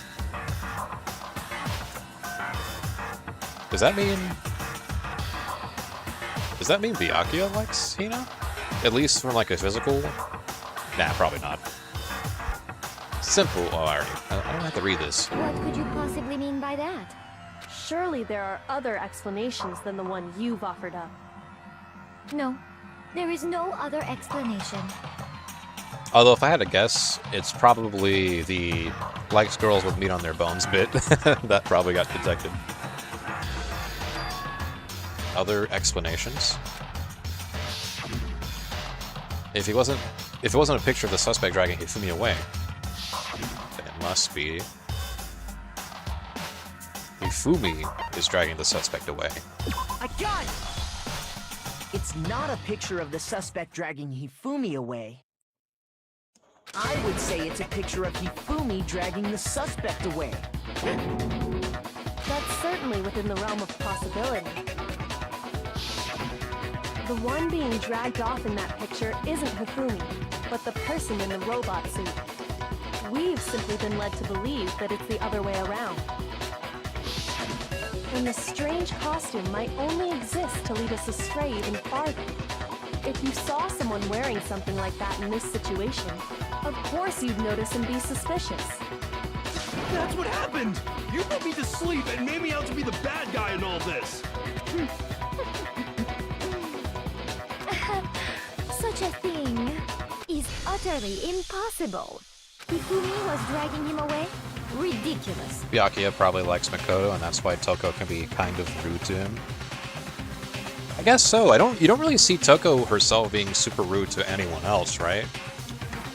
Then again, you never get to see Toko, her default personality, I guess. I assume it's her default personality. Super often, ever since Jill kind of, like, hit the scene. So it's kind of hard to say. So most of her interactions would have been during, like, the first chapter. And that was, like, forever ago now. Holy. He probably just said it with hopes it would shove off Toko and doesn't really care. That much I'm sure of. At the very least. He just doesn't care. Is it? I don't think it's ridiculous at all. Then shut your mouth and allow me to educate you. Celeste thinks she can prove that. There's no way he was dragging away the suspect. But is that really possible? Well, to take her line, it's utterly impossible.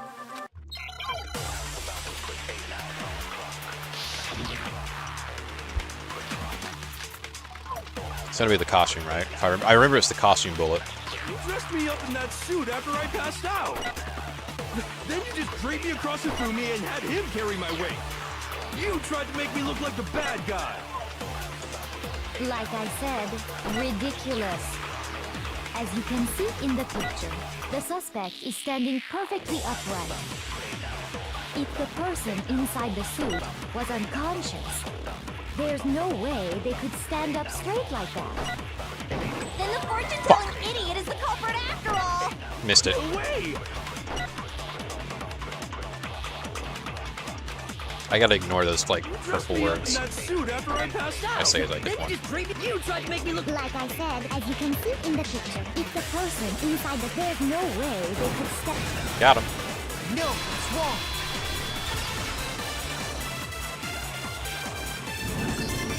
No.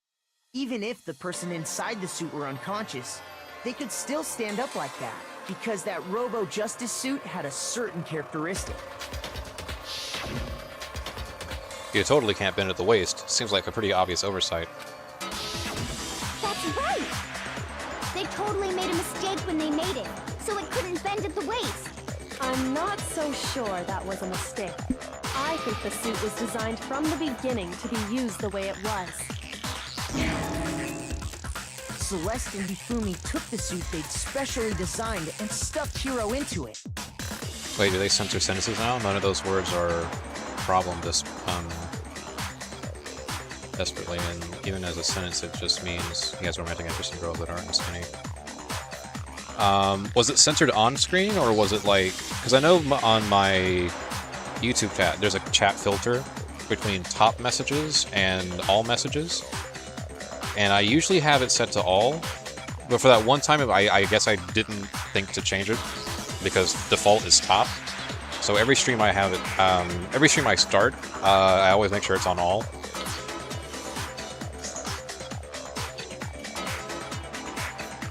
And then that message should have been censored too, but it isn't.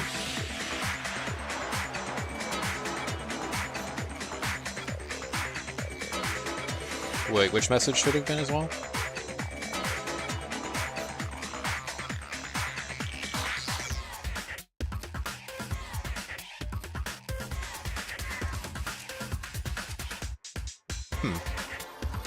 That's how they were able to fake that whole thing.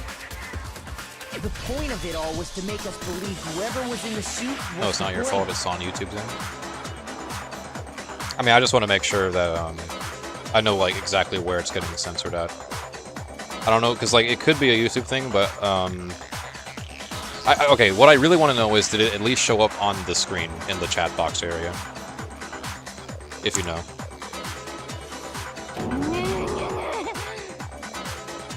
Well then, I suppose this is checkmate. Checkmate? Yes, checkmate.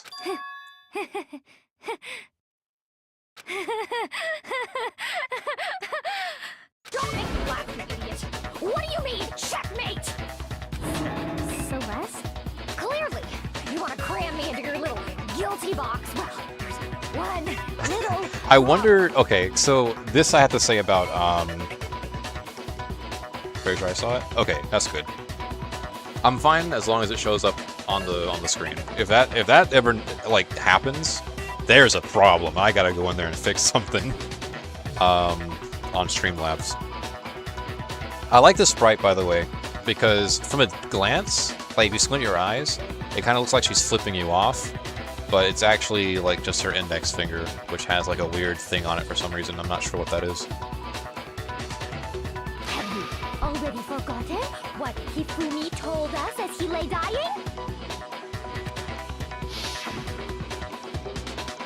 Hey, Fumi, who was it? Who attacked you? Who tried to kill you? Who killed me? That's right, I remember their name.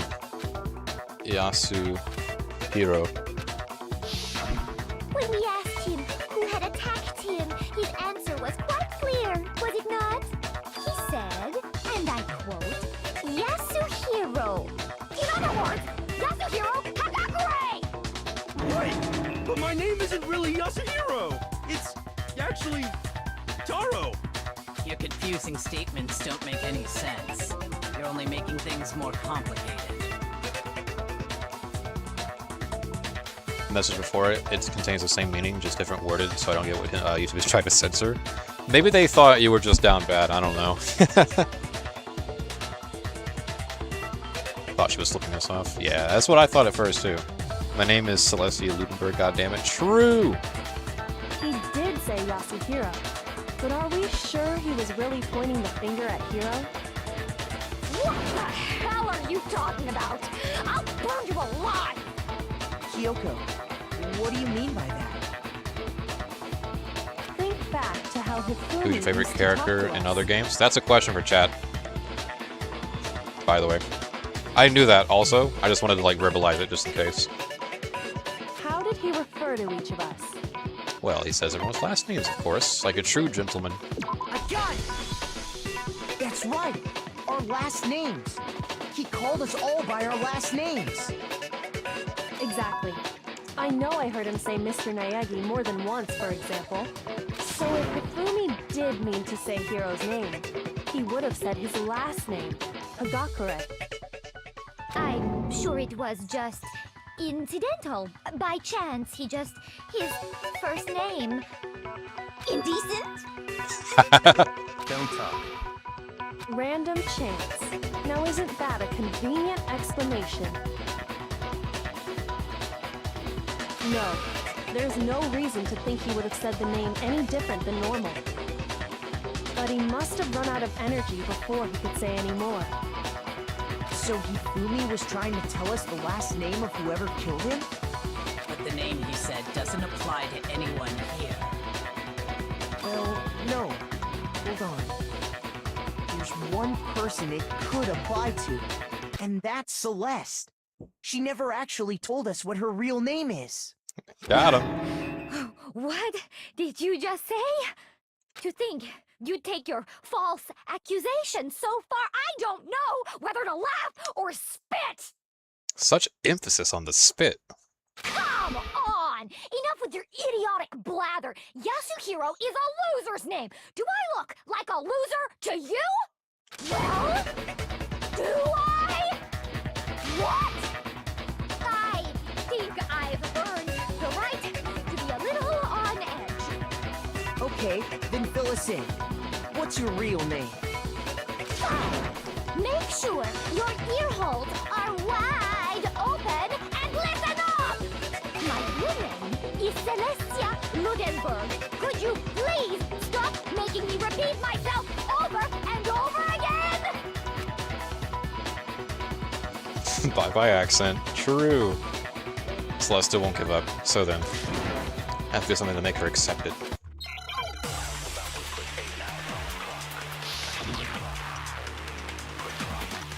It's gonna be the e-handbook, right? Pretty sure of that one. Hifumi was trying to tell us something. He wanted us to know the killer's last name, Yasuhiro. If there's one person here who might have that last name, It would have to be you, Celeste. You haven't told anyone what your real name is. how many times do I have to tell you?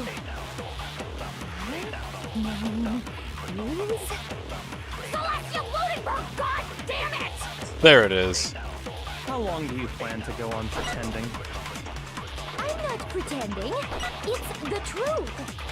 And since you have no way to contradict me, Except we do. No, that's wrong.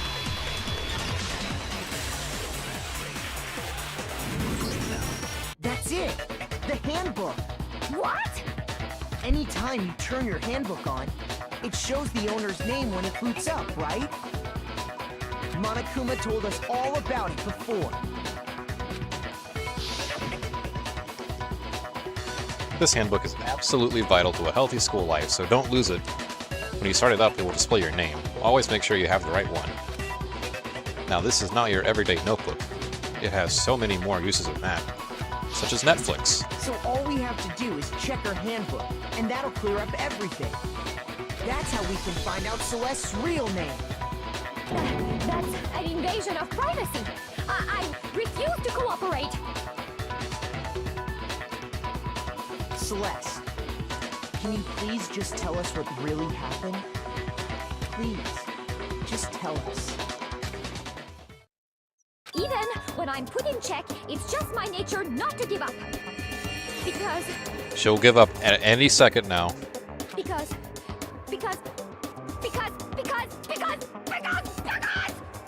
until the game's over, you never know what might happen. Fine then. At this point, she's Let just me having fun. Let me go over the case again, from the beginning, and shed light on all your crimes. and that'll bring everything to an end. Alright. Comic book time. Huzzah. I don't know if I said it before, but I love the art style they have for this, like, these little panels going on here. It's like they have a whole different guy working on them, just for this section. Okay. Alright, so if I remember right there. Okay, and by the way, Hifumi looks very disturbing in this particular panel.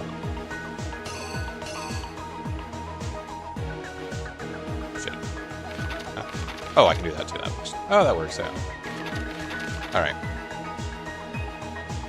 Time for the killer was called the rec room. The rec room, recreation. So that was 1 o'clock. This looks like 6. Here we go. Who was the killer? Who was it that the killer summoned first? That's Yasuhiro. Poor bastard.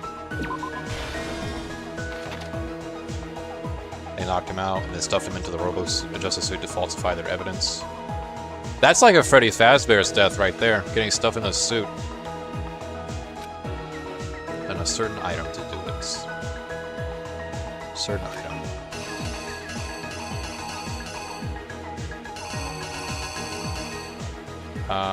Let's see.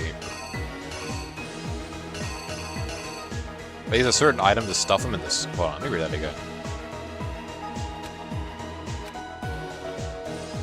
Odd.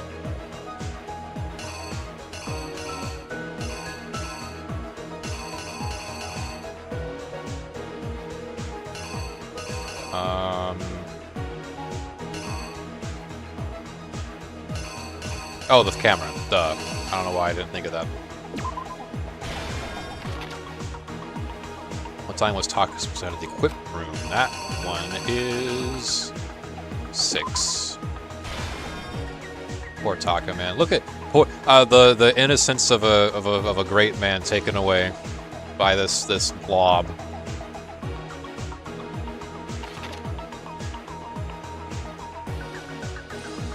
The Justice Hammer that was used to kill Taka. What number was it? Number 4, I believe.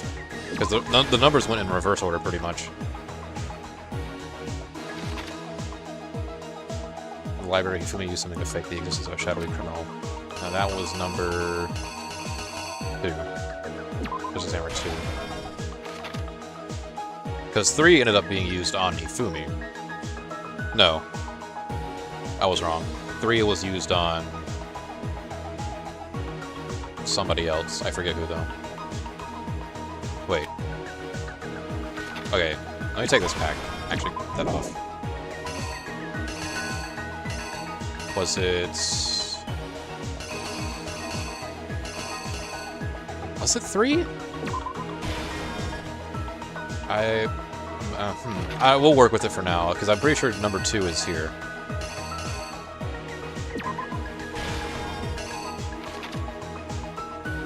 Alright.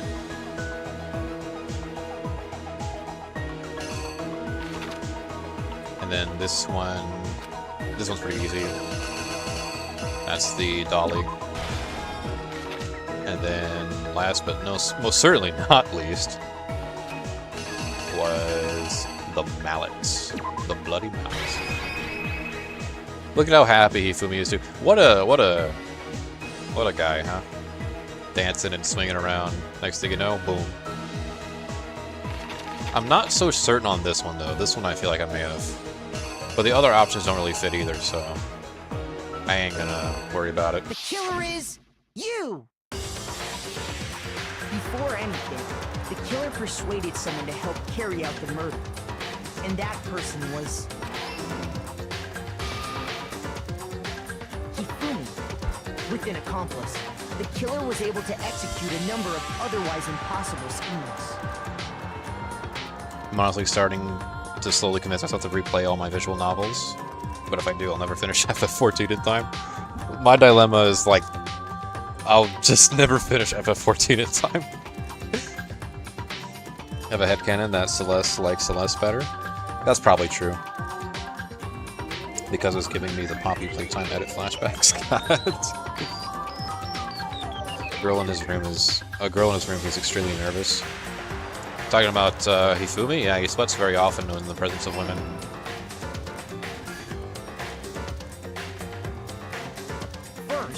they convince someone to meet them in the rec room. It was really worth the stay last for night this. at 1 in the morning.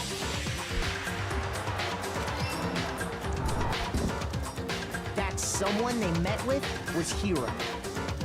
The murderous duo intended to pass Hero off as the prime suspect.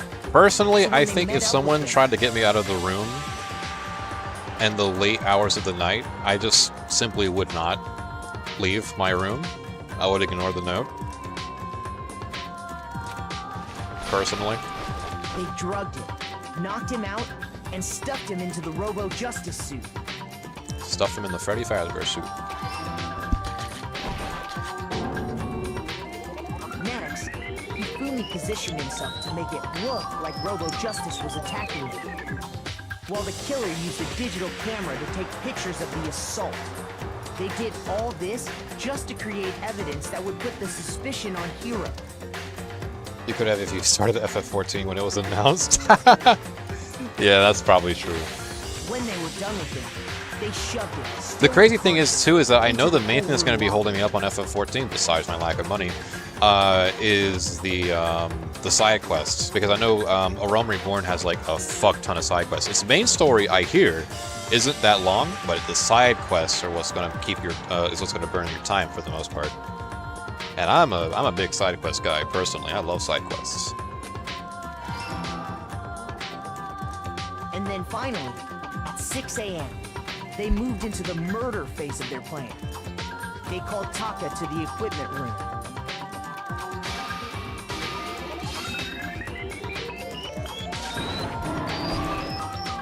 Bye, Taka. And that's where Hifumi killed him, making it the scene of the first murder.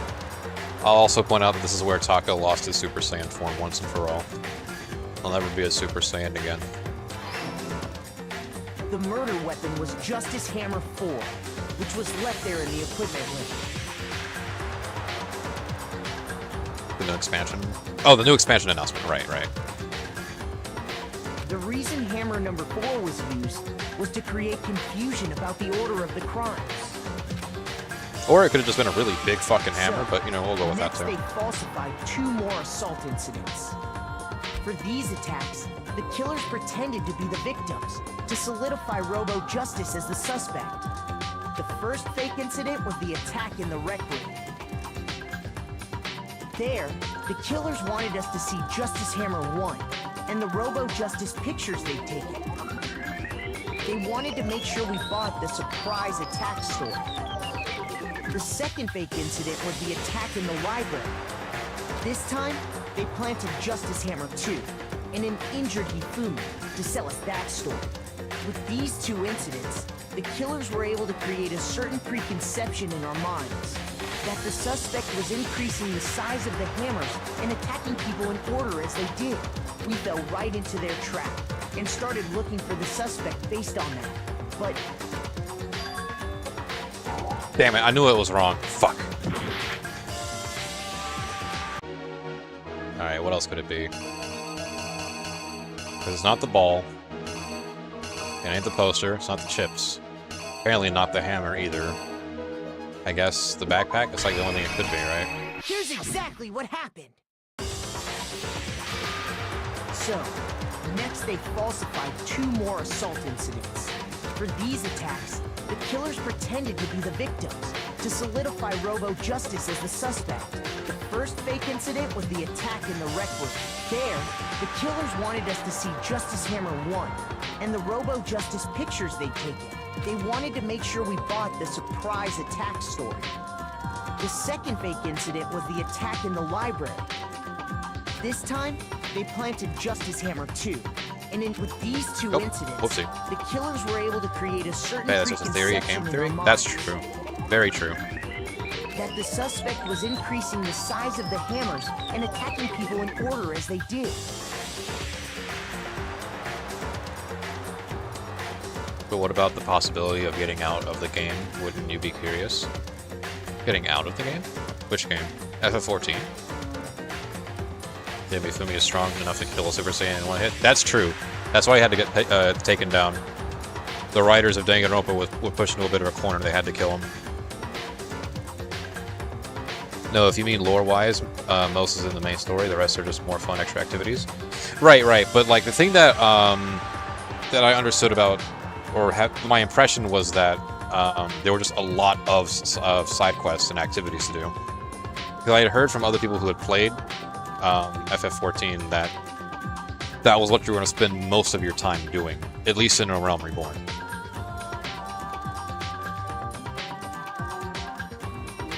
If you start now, you can still get to the expansion before the popularity dies again. Way too long to risk playing during a death period. I hope it's not as dramatic as it sounds.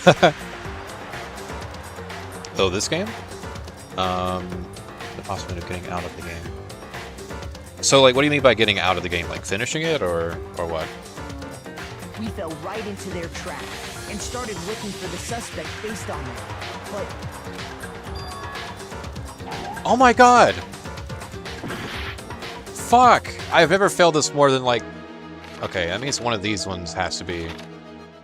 Wait, but everything prior to this is right. What?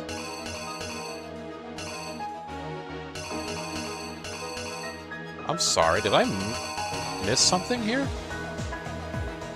Everything prior to this point is correct. Okay, we've established that. Oh!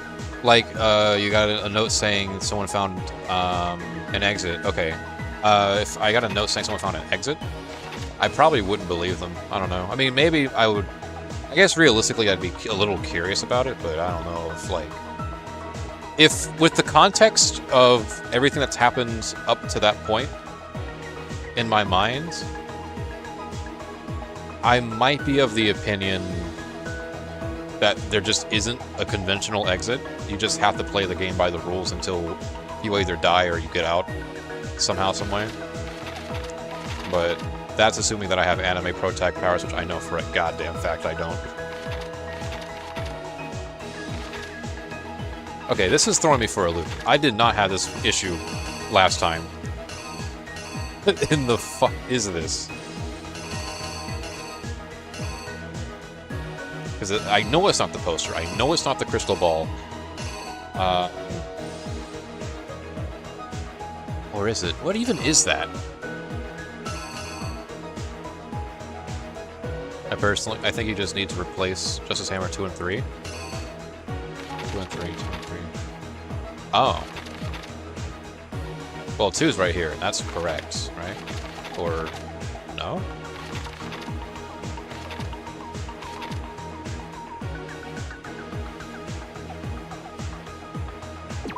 I guess we'll give it a shot, right?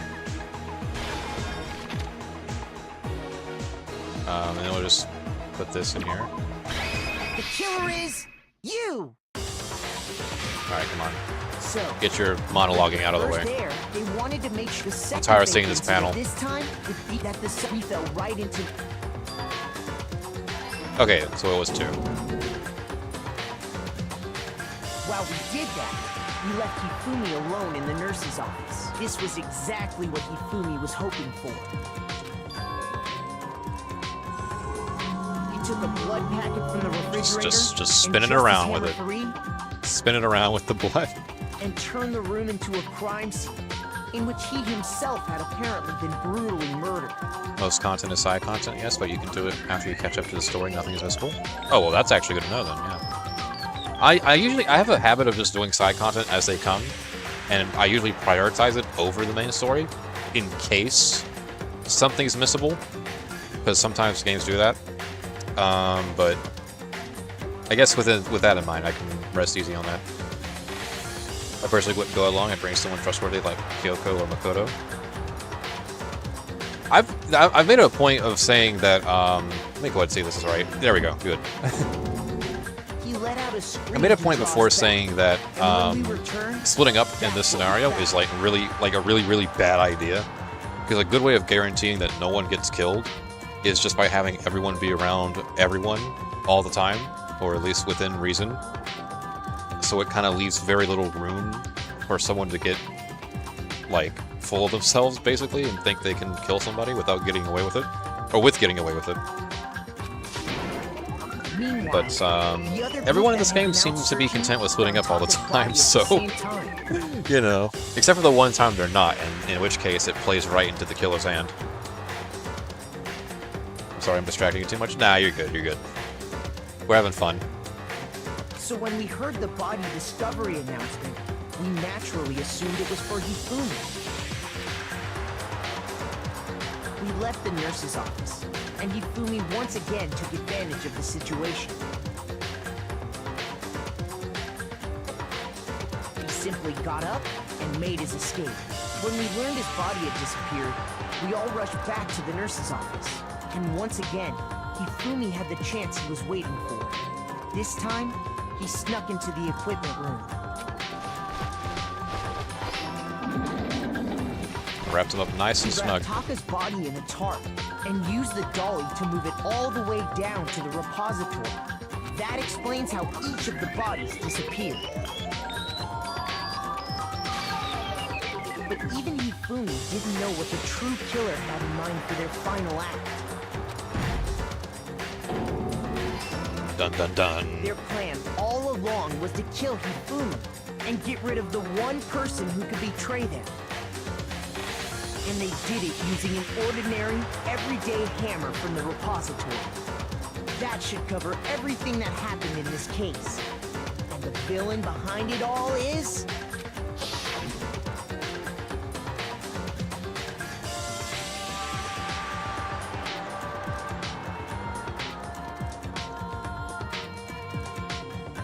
And I love how it fades from the mannequin to like the actual character too, by the way. It's so cool. Celeste.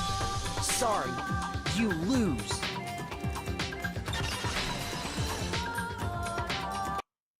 And we're pretty much back where we caught up to, more or less. I lost?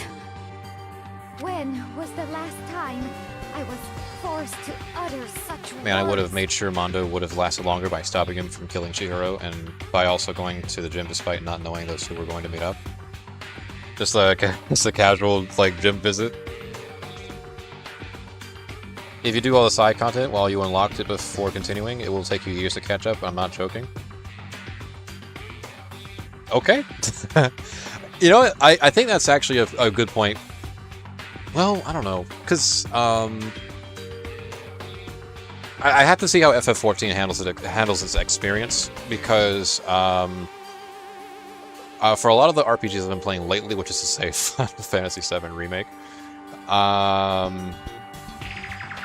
completing as many quests as you can within the time you have them is generally a good idea because you get a lot of extra XP that you otherwise wouldn't get, and it makes later fights a lot more challenging. But FF14 might not just work that way. So yeah, I don't know. They hang heavy around my neck. Can you admit it? You're the killer? Listen to you, trying to take charge, as if you're my private instructor. I, Celestia Ludenberg. Actually, no. Taiko Yasuhiro is fine. Keiko? Taiko. So, you finally accepted it. I'm the kind of person, once I've lost, I don't like things to drag on. Interesting.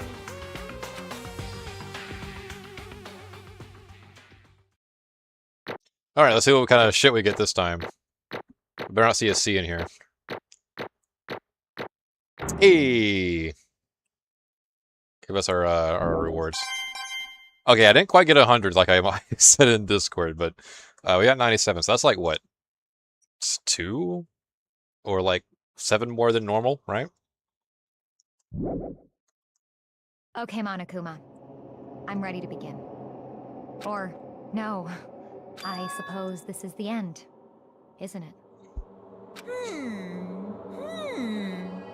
It is indeed the moment we've all been waiting for. Time to vote, okay? Okay. If you would, please locate your lever and cast your vote. And when the votes are tallied, who will become the blackened? Will you make the right choice or the dreadfully wrong one? What's it gonna be? What's it gonna Okay, but Celeste was super smart to think of all this. be? She almost got away with it too. It is a very interestingly convoluted plan. We're going to see it again because I know we saw it last stream, a few hours ago, and her, he was definitely willing to go to some very interesting places to get this whole plan working. Only because I'm not as big as Hifumi, but if I walked in as Mondo was about to hit him, I would have bum rushed him to drop the dumbbell. And then the dumbbell fell on his foot and killed him.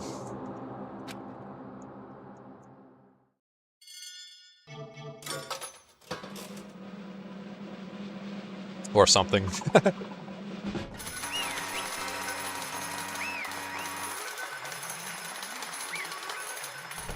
Yay, I win! It's basically a formality at this point, but once again, you're totally correct. The Blackened this time, the true killer who devised the whole stinking scheme was... Celestial Ludenberg. Or more precisely, Taiko Yasuhiro. Honestly. There are a lot of things that are just do this thing 100 times. I've been playing for 3 years and I don't think I'm even half done. The main story of FF14 alone has enough XP to max 2 jobs. Holy shit. That's not counting, like... Because there's 2 different types of jobs. There's the combat job, and then there's, like, the more passive jobs. Does that include both of them, or, like, one of each? Or 2 of each, I should say.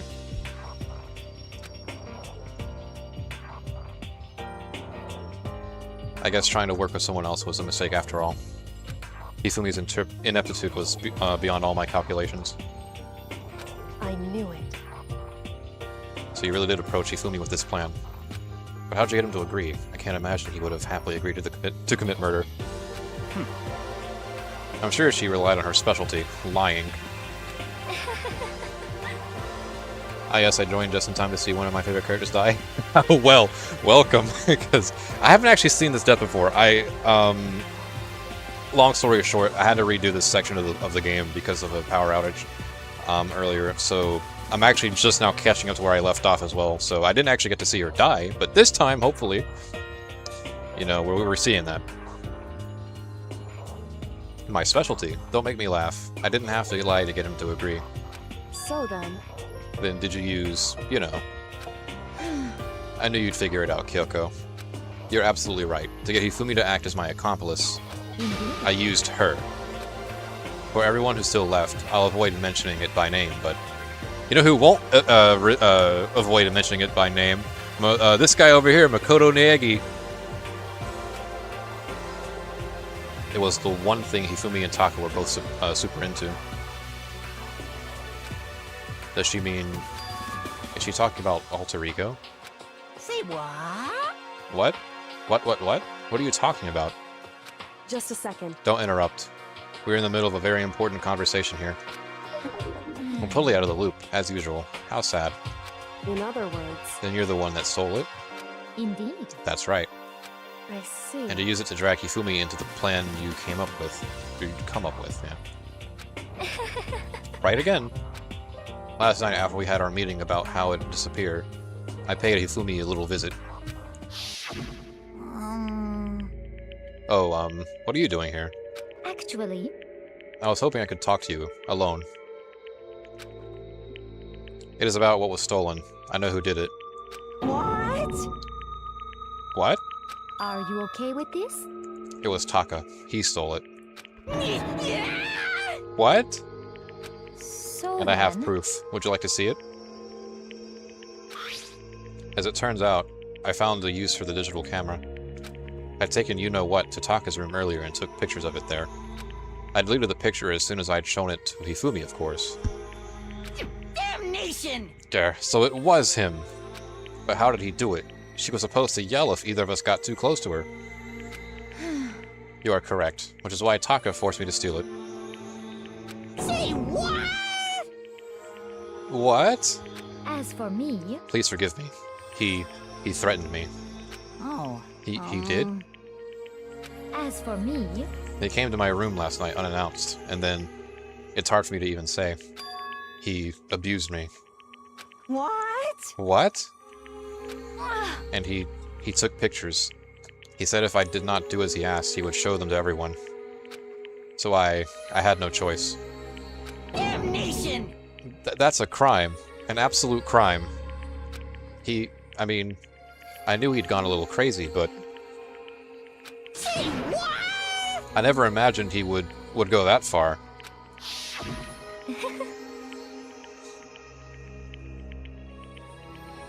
Not gonna lie, I wish Celeste had kept a better poker face since she was the ultimate gambler. I think we probably pushed her to about as far as her poker face could have gone. It started to crack pretty much when she ran out of stuff to throw her away. The whole the out-of-pocket line about 2 guys dying when she shouldn't have known that. Plus the whole what was the other thing? There was like another thing, I forgot what it was. Fuck. 2 combat jobs, you can get XP for gatherers and crafters from main scenario quests. Oh, okay, that's pretty cool. That was probably her ego thinking it wasn't necessary. Probably that too, yeah. Because you did have an outburst a lot earlier on, but it didn't immediately implicate her, I think. You could probably pass it off as just her being frustrated at the accusation. Which is understandable regardless of whether you're guilty or innocent.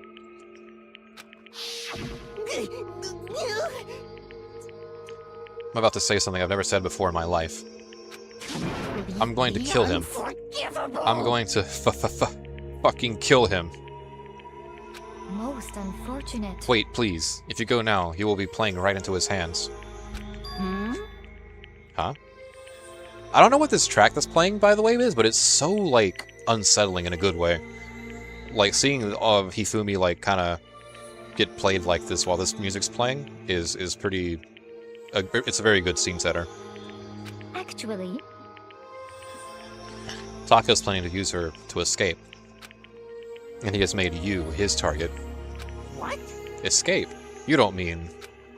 Taka is going to try to kill you. What? Indeed. And also he can keep her to himself. This is unforgivable. That bastard. Bastard, bastard, bastard, bastard. Honestly. Can we allow him to continue with these barbaric acts? Absolutely not. How could I? She... I swear I will save her! I have to save her. Actually... Then, would you like to join with me? It just so happens I have come up with a plan. Huh? I have devised a way to reclaim what he has stolen, and escape this dreadful school.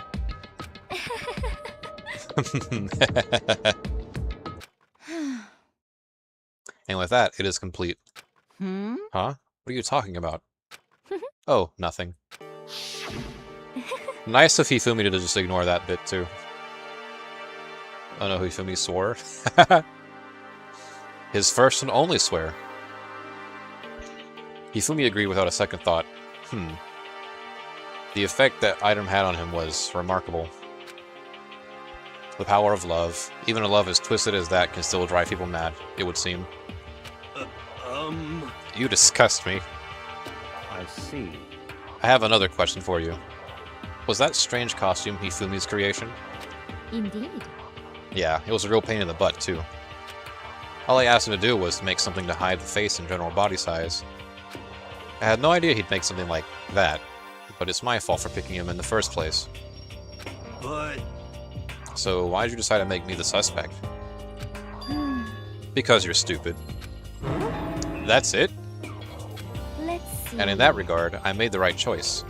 I'm so glad your stupidity surpassed my every expectation. Life must have been tough on your parents, though. I feel like I could cry. But when you were explaining your plan to Hifumi, how did you explain the part about him playing dead? What she's asking is, what was Hifumi supposed to do after that, assuming you had actually let him live? Are you okay with this? That's simple. After he did his part and pretended to be dead, someone showed up. Once someone showed up, my bad. I told him to say that he'd been seriously wounded. He was on the verge of death, but he just barely held on. And he really believed that? Well, of course, that wasn't all there was to it. As I explained it to Hifumi, the plan was, while you were all questioning him about what had happened to him, I was going to murder someone else. At that point, Hifumi would have an alibi, so nobody could doubt him. I told him that, and he believed it. It all seems very straightforward, stereotypical. I just matched the lie to the level of the opponent. In fact, Hifumi ate it up. He believed the lie wholeheartedly, right up until the moment of his death. So in the end... So you had planned to kill him all along. But of course. There would have been no point to my plan if the one who pretended to be dead did not end up dead himself. What the heck? How could human life mean so little to you? Well, That's a non-issue. I simply did everything in my power to win. Don't be mean! Now you sound like Byakuya. I wonder about that. No, he derives his pleasure from the thrill of the hunt. In that aspect, we are nothing alike. Why? Then what made you take things this far? What the heck? Was it really just for money? Are you talking about the $10 million Monokuma offered us? That is a lot of money, it's true. But that's not all there is to it. From the moment our new life here began, my only thought has been escape. But all along you've been saying how we have to accept living here. It's really funny. We did an extra 2-hour stream for like extra 5 minutes of new stuff and then ending stream. Very true. Very true. But it's okay because we're getting a poll out of it. Don't worry. We're getting there. We're getting there. Don't worry. You little bitch! That line always takes me out. Obviously that was a lie. Yeah. Hey! I couldn't take it. I hated it from day one.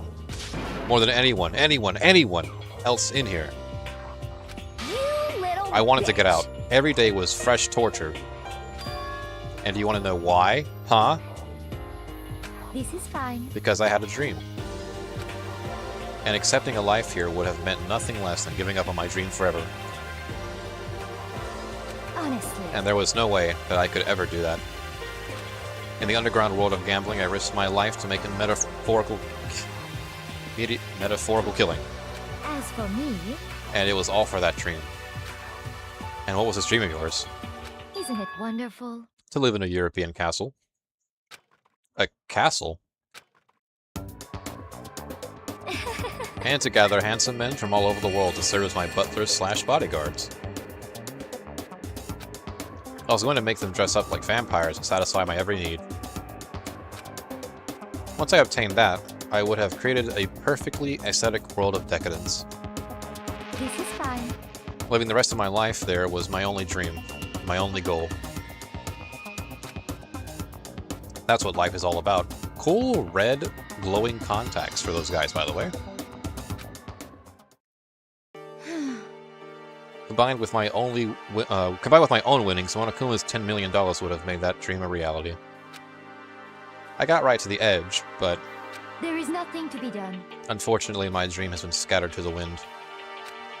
Still, I don't have any regrets. I pursued my dream till the very end, so why would I? Just the worst. In the anime, even Monokuma gets scared of Celeste's crash out? Shit, I would be too. It's such a massive shake-up of her personality. You sound so passionate, but you were really able to kill your own friends for it? Once again, friends, really stretching that word here. Oh, Are you asking me to feel guilty? That's a pointless endeavor. I think nothing is sacrificing others for my own ends. I feel nothing. do you understand? That's all there is to me. That's what makes me complete. Isn't it terrifying how different values are? There's simply no room for understanding. What is this? That's what we should be saying. And plus, how can you be so calm? Don't you realize you're about to die? Why aren't you scared? My ability to lie is unrivaled, and I take pride in that. What I mean is, she is a gambler. Gamblers are scarier as fuck when they're mad. I assume that happens quite often when they lose. It's not just other people. I can even fool my own emotions. The conscious deceives the unconscious. And that's why you're not scared? Yes, indeed. That's right. I don't fear death. Kill me however you like. But you know, if I could be reincarnated, if I had a choice, then Isn't it wonderful? I think I would like to come back as Marie Antoinette. Hey, You just get executed again. Maybe she just likes the aesthetic, I don't know. Celeste smiled then, and when she did, it looked to me like a poor effort to force it. She claimed she could fool her own feelings, but that statement itself must have been her final lie. And that weak, fake smile is what betrayed her. Kills! Chills! Kills! You all done? Okay, then let's get rolling. The Blackened disturbed the peace, and must pay the price. Now then, I've prepared a very special punishment. For her, the ultimate gambler. Let's give it everything we've got. It's punishment time! I guess I'll let Kyoko hold on to this. What? This is... Will it really give you the hope you're looking for? I can't say I ever saw it that way. Which is why... Actually, it's not important. Well then, take care, everyone. Perhaps we'll meet again, in another life. Goodbye, Celeste. Oh boy.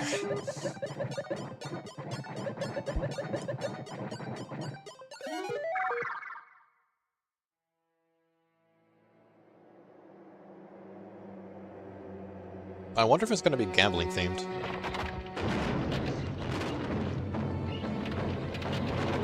Or not, I guess. Should it be burned at the stake? The burning of the Versailles witch. Oh fuck, it's just a witch burning, wait! Oh my god.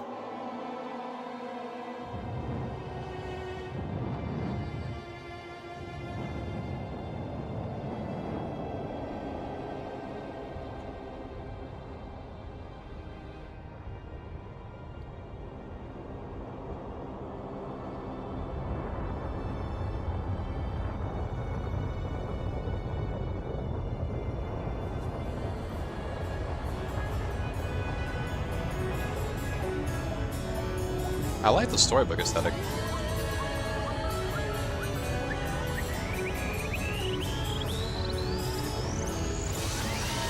What the fuck?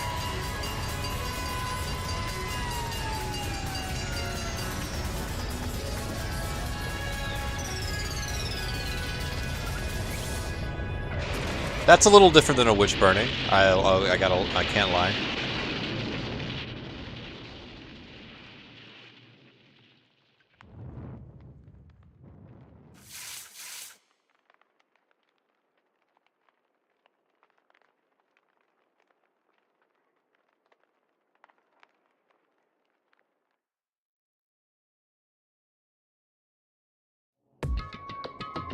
Fuck, okay. Kind of like roadkill, I guess. It's over. The third execution is over. Celeste's death is over. Celeste killed my friends, so I can't pity her, but I also can't deny that at one point I considered her a friend too.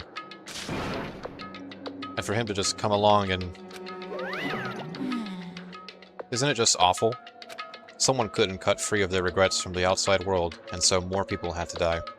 Extreme! You guys are still young. You need to place more value on your lives. What are you gonna do?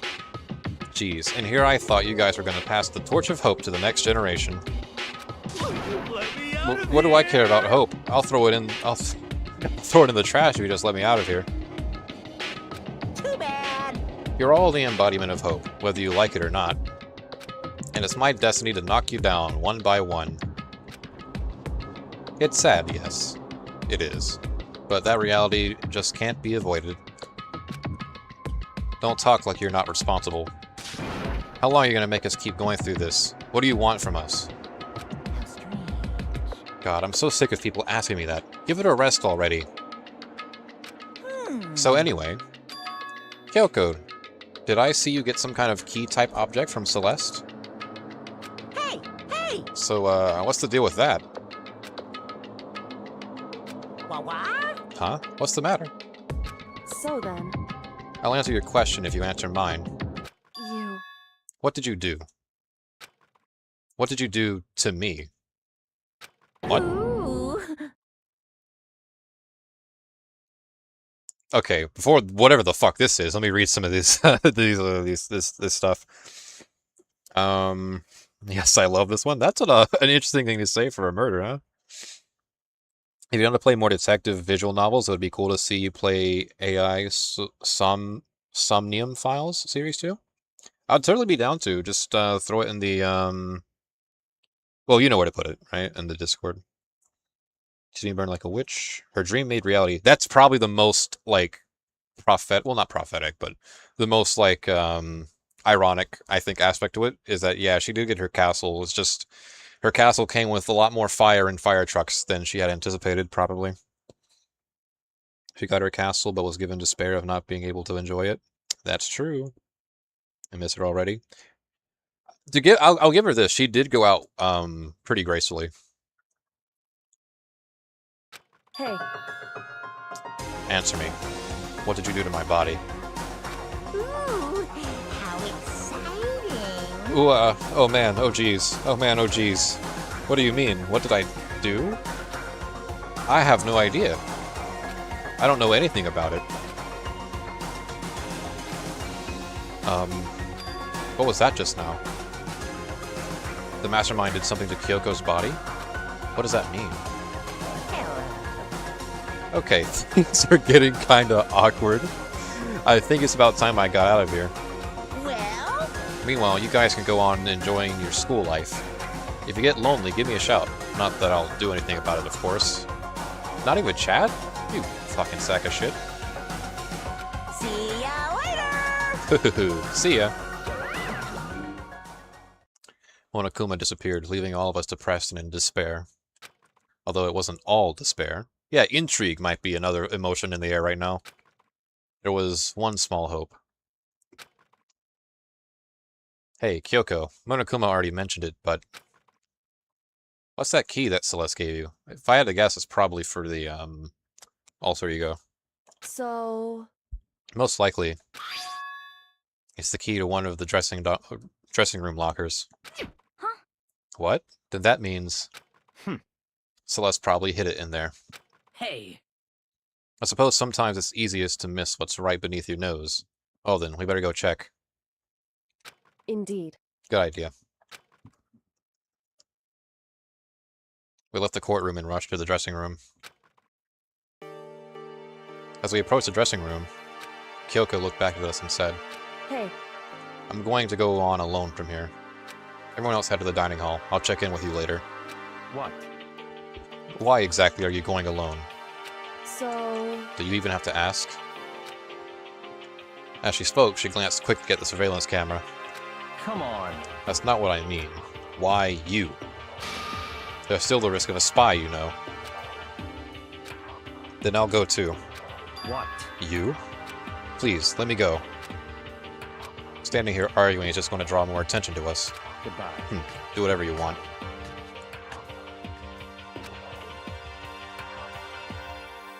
Thank you, Byakuya. well then. Then it's up to you now. Yo! I'm gonna go to the dining hall, okay?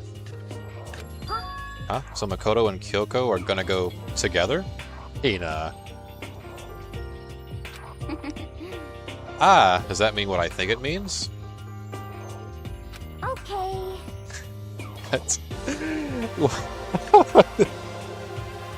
Good luck, Makoto. Girls like her are total pushovers when you show a little backbone. I try to forget what Hina said. Everyone headed to the dining hall, leaving me and Kyoko there alone. shall we go? Well, shall we? Yeah. So then, We need to get into that locker. Kyoko took the key Celeste had given her and unlocked the locker. And as the locker swung open, we saw... Well, it is an alter ego. Good morning. It's been a while, hasn't it? It's safe, thank goodness. I'd never heard Kyoko sound so relieved. It was like she was speaking from the bottom of her heart. I did just what Celeste asked. I didn't say a word. I stayed quiet the entire time. Oh, and... I think I might be able to open the last set of files soon. Maybe as early as tomorrow. I'm doing my best, so please wait just a while longer. So now we can officially say the case is closed. No, we can't! As far as this incident is concerned, sure, but... Can we take a second? Since we have this opportunity, I want you to be honest with me. Kyoko, please tell me. What are you trying to do all on your own here at the school? you. Is that why you wanted to come here with me? However, Regardless, that's not something you need to know right now. I don't need to know? That just makes me even more worried. What? Worried. Like what happened during the investigation this time. You disappeared and we didn't see you again. Without warning, without explanation. When you do that, Indeed. it's only natural they think I'm the mastermind spy, right? And you too. No. I believe in you. What? You believe in me? Isn't it obvious? People believe in their friends, right? That's why I wanted you to tell me. Friends might be pushing it a bit, but, you know, sure, why not? And I want you to believe in me too. Because we're friends. I understand. It's true. Then maybe I can believe in you. Just a little bit more. Then... That's fine. Fine, I'll tell you. I'll tell you why I've been disappearing, and where I've been going. You see... What I heard from Kyoko then was... Well, frankly, it kind of blew my mind. Right after I told Kyoko I believe in her, she told me a story that was, well, almost unbelievable. I decided I had to confirm what she'd told me with my own 2 eyes, so I waited for nighttime to come. And when it did, I went into action. What are we doing? Correct. The boys' bathroom on the 2nd floor doesn't have a surveillance camera or monitor in it. And in the storage closet there, way in the back, she said it was way in the back of the boys' bathroom storage closet, but could Kyoko really be right about this? Sneaking around at nighttime, huh? It's pretty dangerous stuff here. Hina is pretty annoying in the next chapter? No, that can't be true. Hina's actually a really cool character. I don't believe you. You're trying to trick me, just like Celeste did to Hifumi.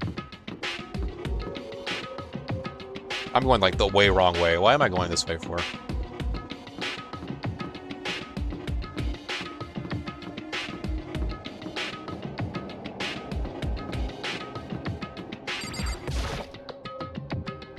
What Kyoko told me about. I have to see it for myself. It was way in the back of the boys' bathroom. Boys' bathroom? Wait, the bathroom, right? So I was just right here the whole time then. Lucky me. You just walked by it? Yeah, I sure did. This closet here. What do we got? What do we got? It's just a normal storage closet as far as I can tell. The secret Kyoko told me about, could it really be hidden here? Oh, something on the panels, maybe? The tiles? She said it was in the back of... She said it was way in the back of the storage closet. But I mean, seriously? Without thinking, I placed my hand on the back of the storage closet, and suddenly, as if I were being yanked in. A secret wall, huh? You don't fucking say. At the same time as I heard that sound, I fell through the wall. I had no idea what was going on.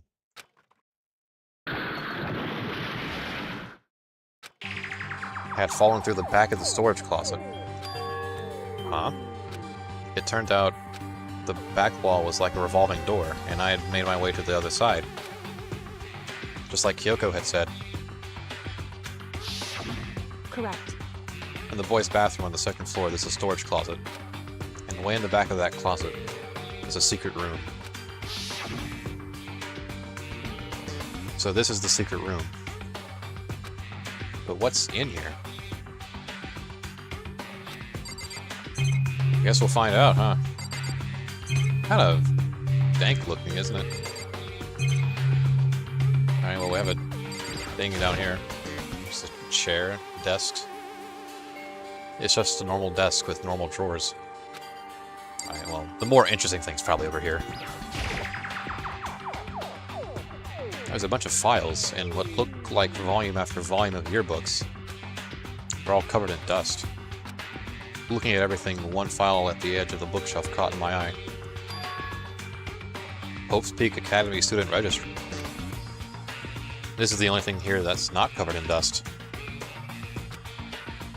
Has someone been looking at it recently? I slipped the file in my hand. But before I had the chance to take a look at it, a slip of paper fell out of the file, and I turned my attention to it. What's this? You must not leave. That's kind of weird. I could understand if it said, I can't leave, but you must not leave. What is this? My head feels funny. This strange sensation. It's like deja vu. Those words, you must not leave. I've seen them somewhere before. But I can't quite remember. What do I know? What don't I know?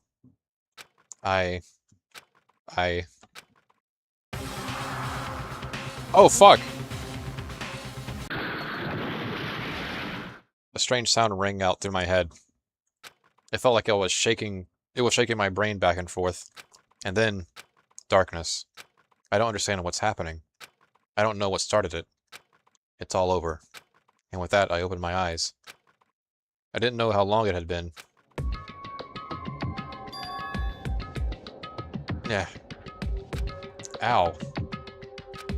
Apparently something hit me, and I lost my consciousness. That's all I understood.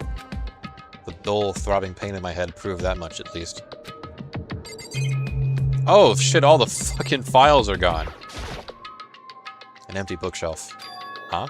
Empty? Gone. It's all gone. The yearbooks, the student registry, and even the note that had fallen on the floor. It's all gone? What does this mean? But my brain refused to do any more work. The insistent pain in my head began to spread across the rest of my body. For now, I should go back to my room. Get some rest.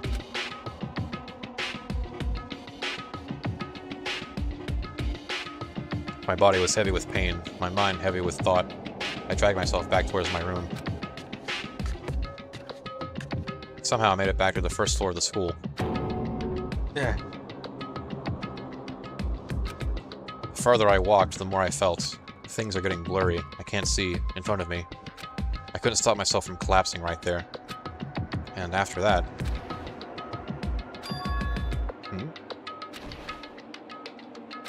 As if from a vast distance I heard a sound. Someone dragging something? It was faint but undeniable. That sound. It's coming from the gym. As I desperately hauled my shaky frame towards the gym, the sound got stronger and stronger. What is that noise? What's going on? It can't be nothing. Here, in the gym?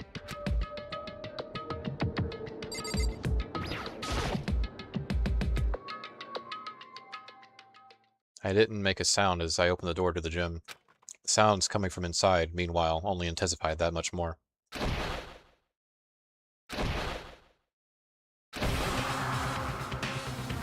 What is going on? What the fuck is this?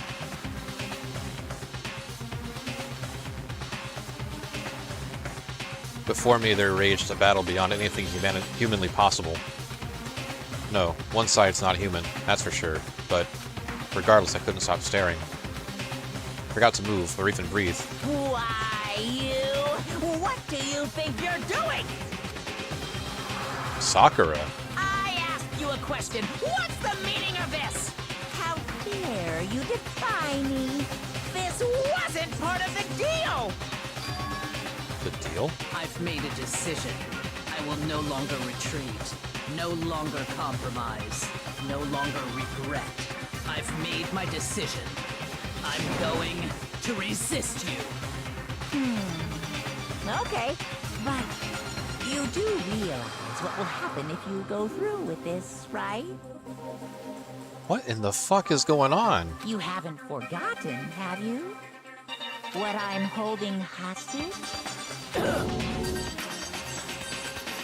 What am I looking at? What am I hearing? A hostage? Then could it be the mastermind spy is...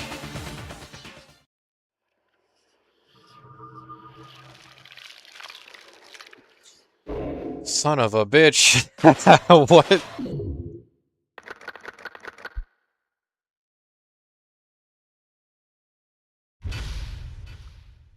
Of course. Of course, of course.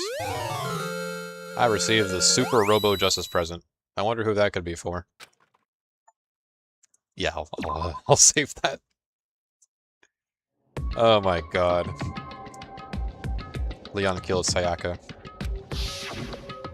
Monokuma killed Junko. Then Leon got executed. Then Mondo killed Chihiro. And then he got executed. Hifumi killed Taka, and then Celeste killed Hifumi.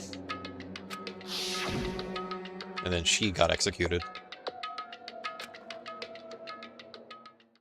And that brings us up to now. The next morning in the dining hall, the day after Celeste's case. So now there's only 5 of us here. Yeah, that must be pretty damn bad. Only a third of the number of people we started out with. Indeed. Loneliness has become commonplace. That's true. Still. What did you see? Well, what did I see yesterday? But also, what did you see? Because, like, what the fuck? I don't understand. Sakura is the mastermind spy? Can that really be true?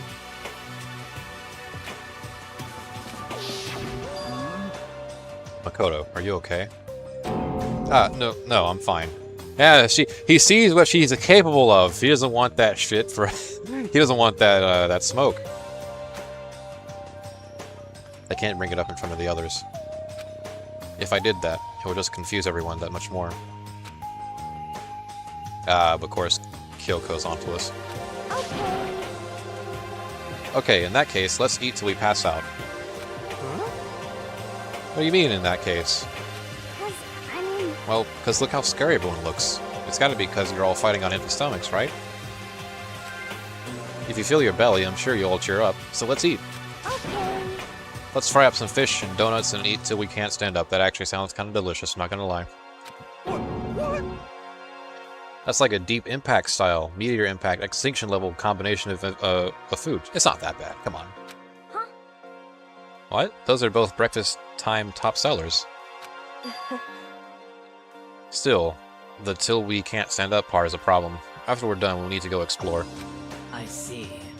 That's right. Since the class trial is over, new areas should have opened up. It's true. Plus, we still have Alter Ego. We don't have to give in to despair just yet. She's right. We have to plan ahead and think about the future. You got it! Yeah. Think happy thoughts. No deathy thoughts. You know? Like when we're gonna get out of here, right? You're serious. When this is all over. I think I want to get reborn for something... for serious. Or, I mean, reborn as someone serious. Well... Hey, are you okay? That sounds like something someone who's about to die would say. I'm totally okay. I'm not gonna die. Why? Because there aren't gonna be any more murders. Huh? What makes you so sure? According to the spirits... I predicted it last night, since it revealed itself to me from the ether. There's no doubt about it. However... How accurate is your fortune-telling anyway? How about that? I can usually hit 20 or 30% on a good day. Fuck. Oh god. That seems really low. It's not like some occult mystery. Well, yeah. It's not like it's ESP or whatever. Of course I'm only gonna get it right sometimes. The occult is bullcrap. I told you, my fortune-telling isn't like some occult thing. Fortune-telling isn't occult? You got it all wrong. Of course not. Clairvoyance is clairvoyance. Don't put it in the same category as cattle mutilation. Huh? Cattle what? So... He's referring to the urban legend where aliens abduct cows and dissect them as part of their research. Actually... No. You're calling it an urban legend? As a matter of fact, it's true. As a matter of fact, it happened to me. It'll happen one day when I went to go get a hamburger.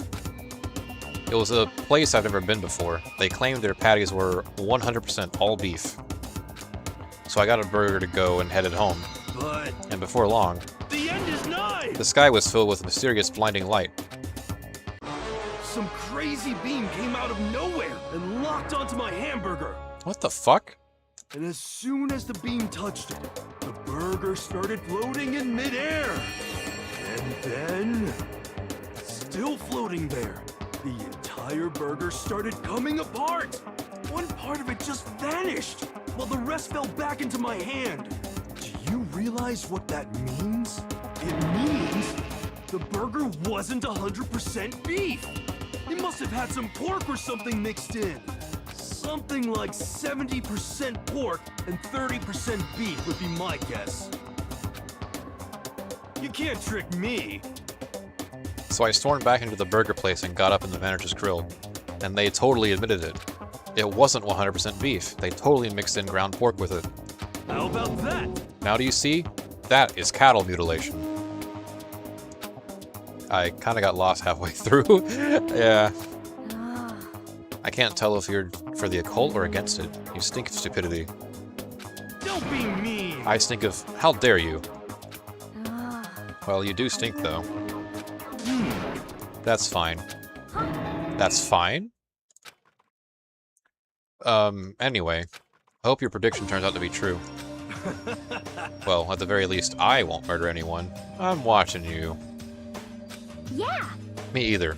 I mean, I would never. Of course. Me either. Indeed. Nor I.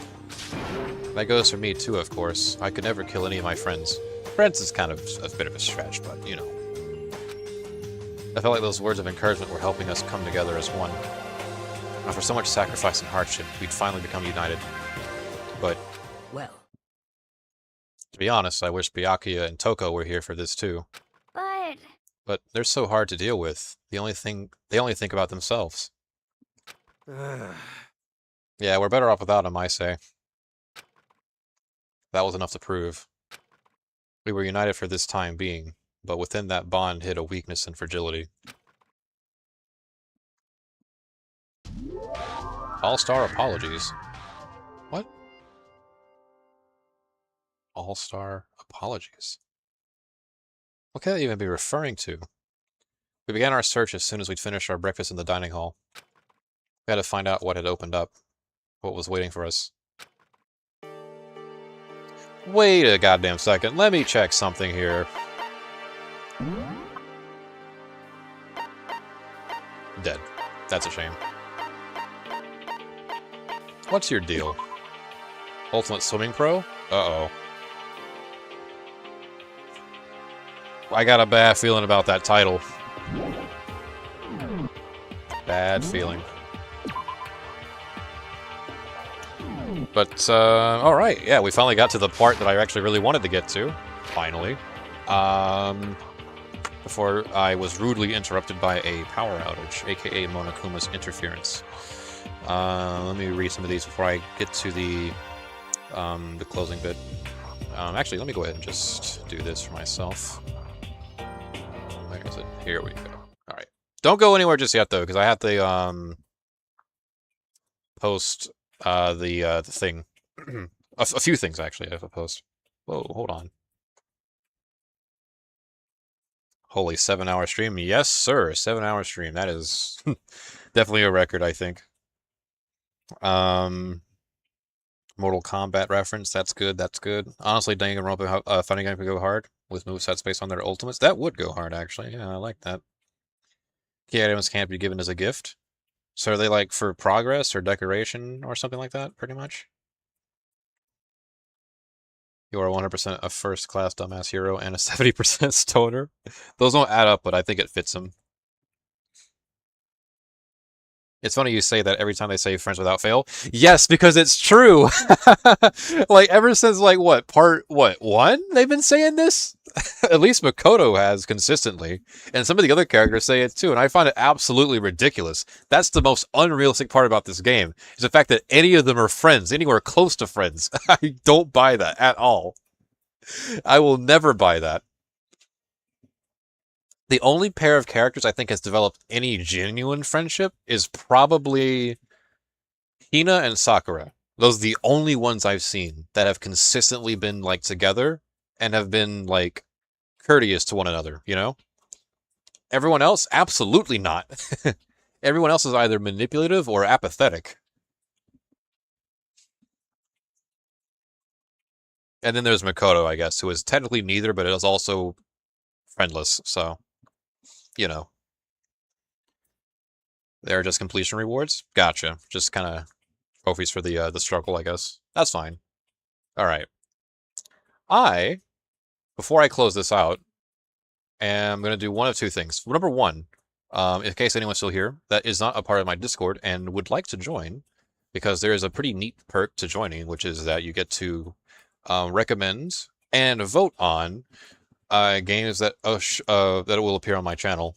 So if you want to be a part of that process, it's just as simple as joining and participating whenever I put those out, pretty much. Look about my Mortal Kombat comments. Insert the clip from Friday with Smokey. Smokey, damn, you got knocked in the... you got knocked the fuck out, Makoto. That's nice.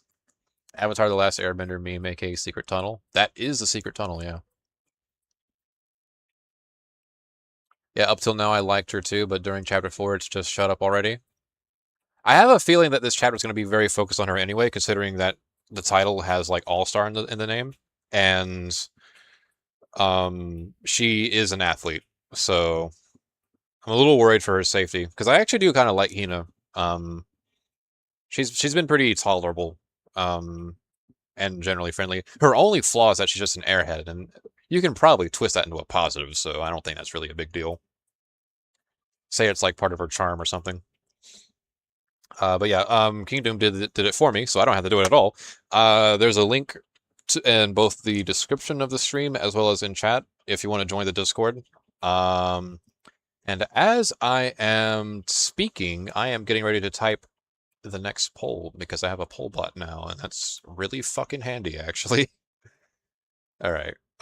So just to remind everyone while I'm typing this out, because it's going to take me forever to use this poll. This is my second time actually using it properly. The next poll will have 4 games as usual. We have Onimusha, Xenoblade Chronicles, Raito versus the Soulless Army, the remaster, and Tales of Exilia 2. Those are what we're working with on this one. Let me see. Okay. I guess there's not really a point in adding everyone on this because it doesn't fucking work, so I'll just skip that and add everyone afterwards. Danganronpa, which game should Brad play next? Simple question, simple question. Here we go. Add choiceless comments. Okay, cool. So it's Onimusha, comma, Xenoblade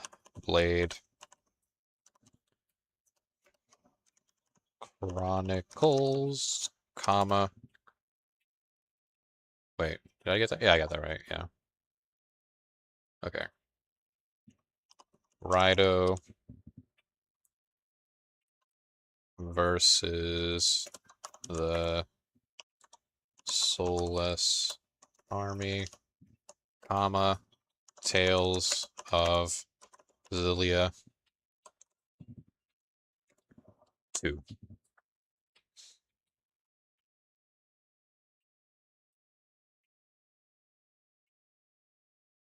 Okay. Hopefully that works. There we go. All right. So,